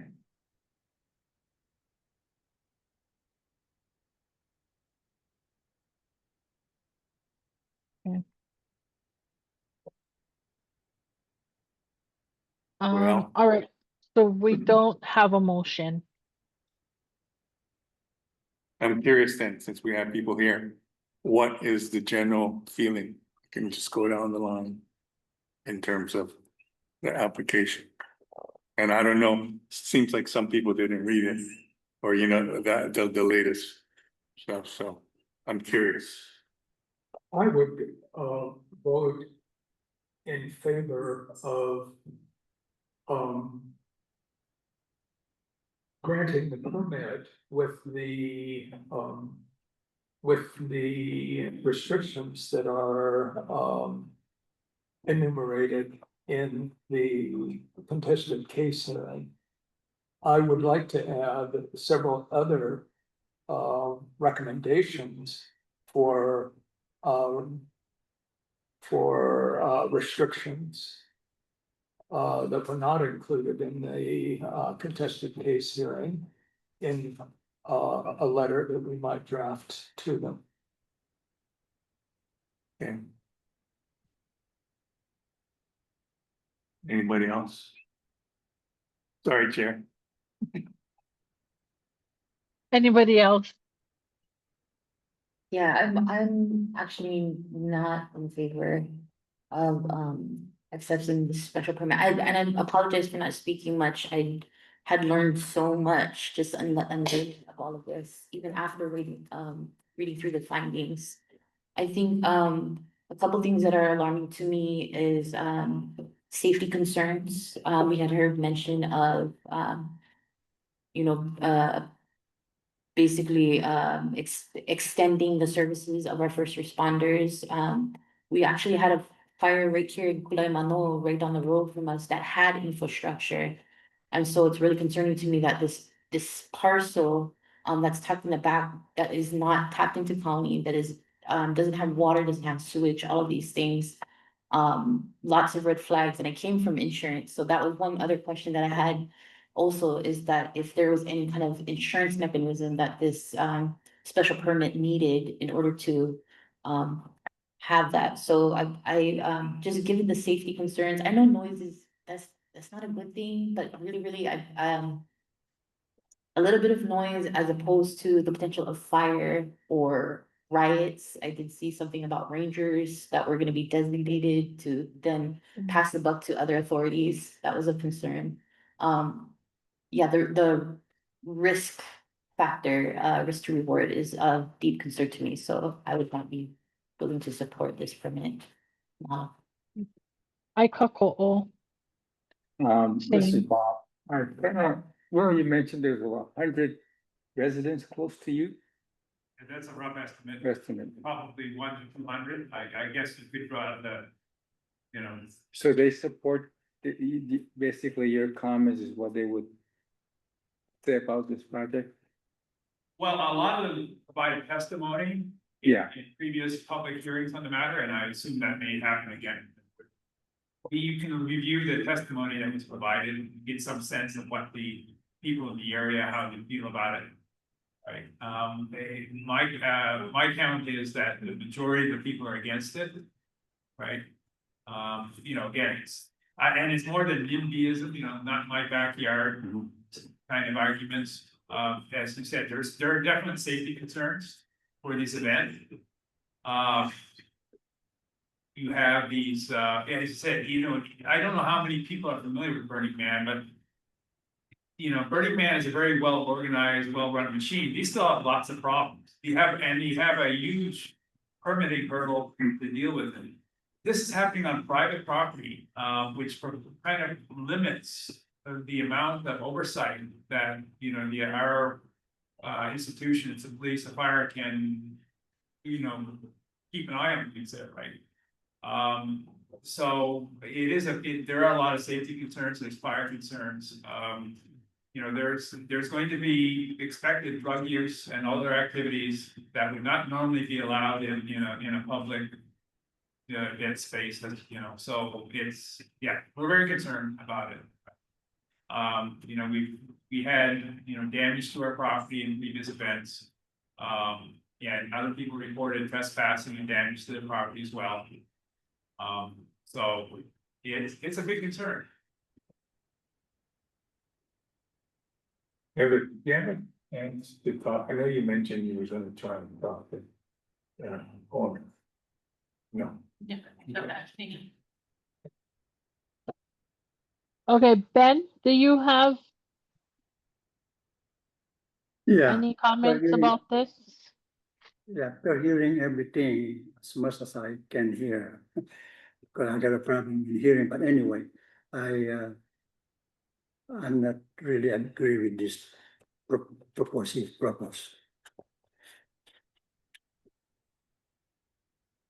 Can you clarify, you agree with us writing the letter or no? No, I don't agree with the proposal. With what? The one that with the one the letter, yeah. Wait, are we voting on the actual letter, like the letter that we're drafting, or the contents within the letter? Yeah, Content. I thought we were trying to get more of like the direction of where we're taking the letter. Yes, Yeah, yes, yeah. that's Yeah. exactly, yeah. We're gonna see the letter. Are we sending a letter? I think, no, yes. I need direction, Yeah. you know, I voiced my opinion and I'm not I'm not in favor of that, the precedent setting for that, for the reasons I stated and including the industrial use.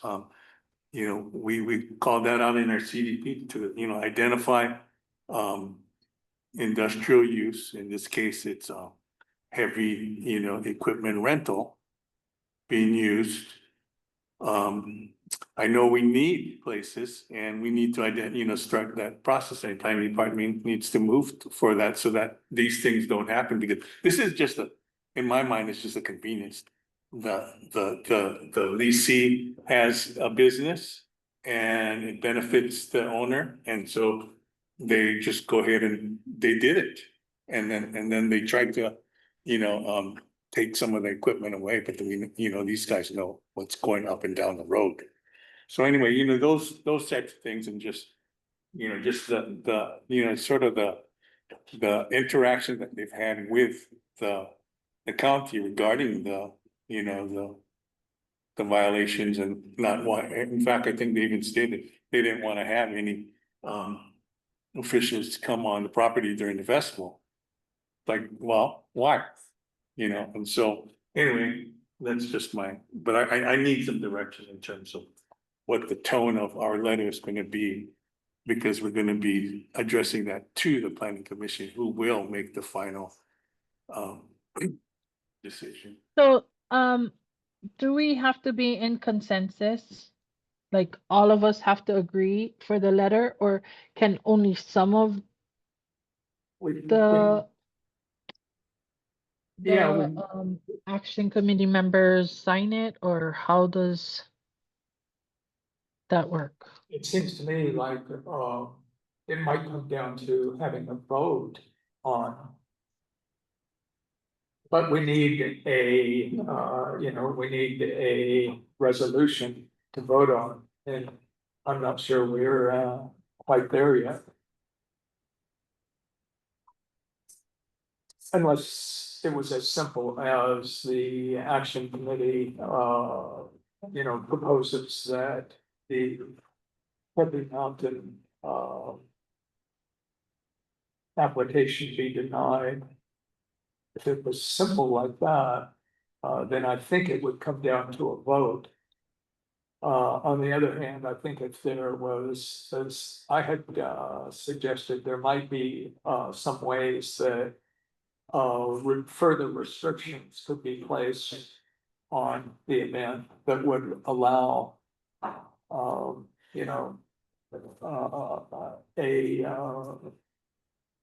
further consideration. What restrictions would I place on it? Well, I would probably have, I'd want to be sure that the wildfire specialist from the fire department had evaluated the environment probably maybe a week before the event, and maybe They have that in the conditions. What's that? They have that in the conditions, some sort of fire management plan. Yeah, it's in the conditions that hearing. Was it, I'm sorry. yeah, right, I saw some fire management conditions, that's right, but I'm not sure that it was, well, at any rate, okay, if it's there, then, and does it seem adequate to you? Well, I guess I'm looking at it in totality with that, and then, and I'm trying to pull apart the festival and then also I think the equipment, the heavy equipment's kind of incidental to at least my feeling about this. I'm actually much more focused on the festival. We've got a third option here, besides mapping out the letter tonight and going in to testify. What also could happen is that you guys could form a permitted interaction group tonight. Up to 4 members. And this committee votes to give that permitted interaction group the authority to work together outside of this meeting. I'm drafting testimony and giving that testimony to planning commission at the scheduled special meeting. And so those up to 4 individuals, 2 to 4 3 to 4 individuals will work together on behalf of the AC.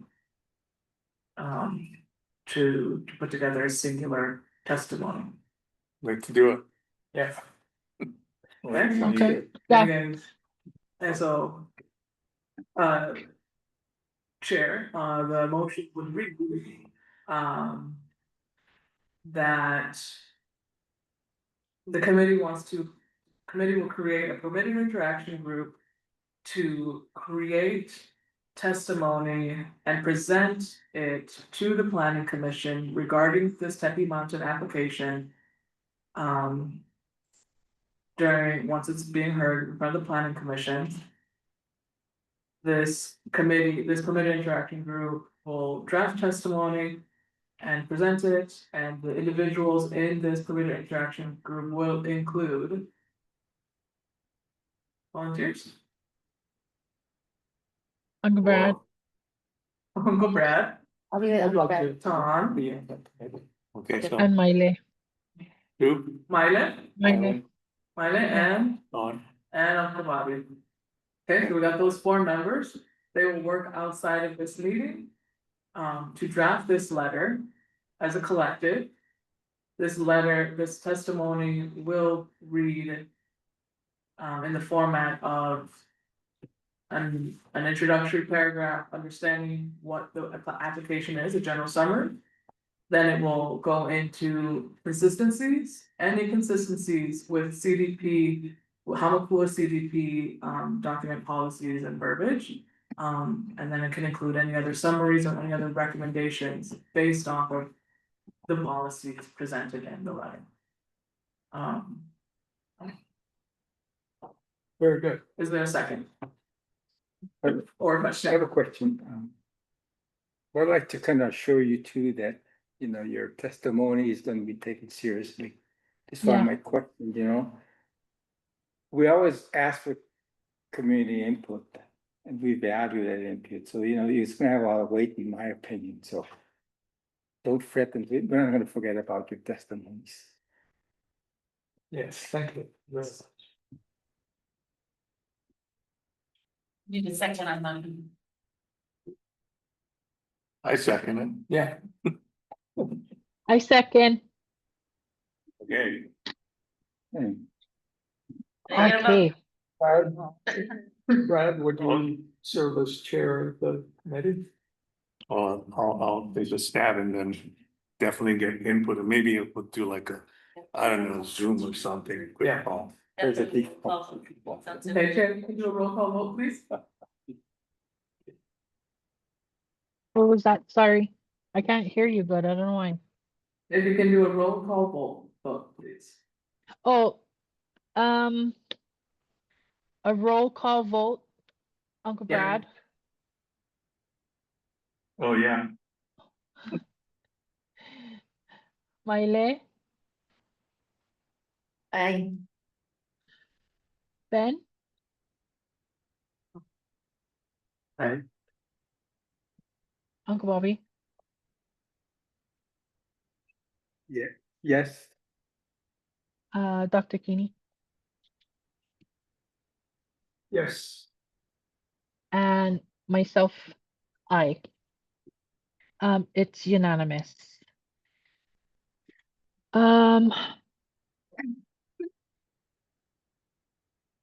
Can I ask for proposal business to be emailed or no?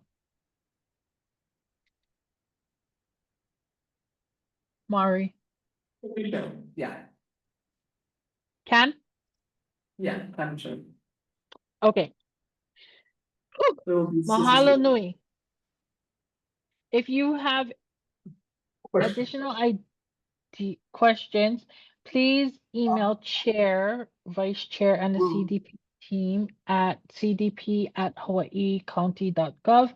The next meeting is scheduled for Wednesday, June 3rd, 2026. That's a regular meeting. We are gonna be looking into doing a special meeting for the pig.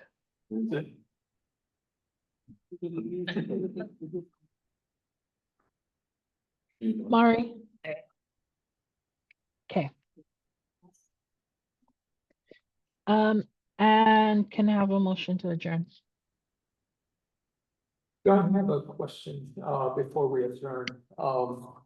Will the letter to the commission be from the permitted interaction group, or will it be from the CDP action committee, the AC? It would be from the, But yeah, it would be then- from the COCO, from everybody, because in this meeting, we're giving, Ben and I are giving you guys Thank you. permission to speak on our behalf. Yeah, so instead of, I think the only difference would be instead of being signed by chair, it'd be signed by the pig.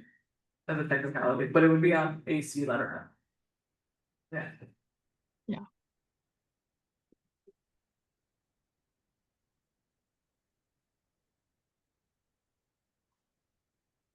Okay, Somebody needs I will now, I will now adjourn the meeting. The meeting is adjourned at 7:30. Well. Yes, good job, team. Lava, apaw. Good job. Mahalani. Mahalo